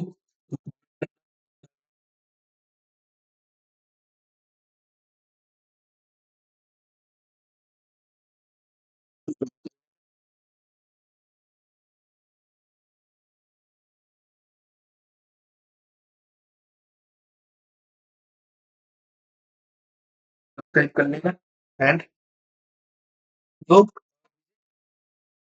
क्योंकि वहाँ पे नंबर ऑफ व्यूज बढ़ रहे हैं, ठीक है?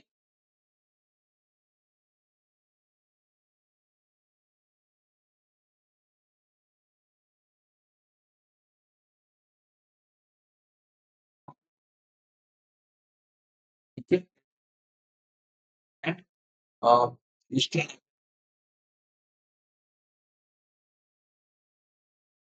पर हाँ,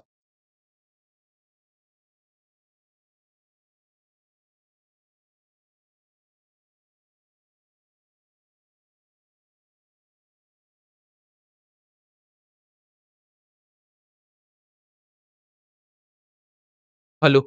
हाँ, अब इंस्टाग्राम पे आप अपना डाउट पूछ सकते हो, मेरे को देखना पड़ेगा लास्ट का थोड़ा 10-15 मिनट का रिकॉर्डिंग हुआ है कि नहीं हुआ है। एंड ओके डन, लेक्चर हम यहाँ पे कंप्लीट करते हैं। लाइक से सब्सक्राइब करना मत भूलना, अपने दोस्तों को भी बोल देना कि लाइक से सब्सक्राइब करें हमारे इस यूट्यूब चैनल को। मिलते हैं नेक्स्ट लेक्चर में, और नेक्स्ट लेक्चर में प्रॉबेबली है हम इस चैप्टर को ख़त्म कर डालेंगे। ओके।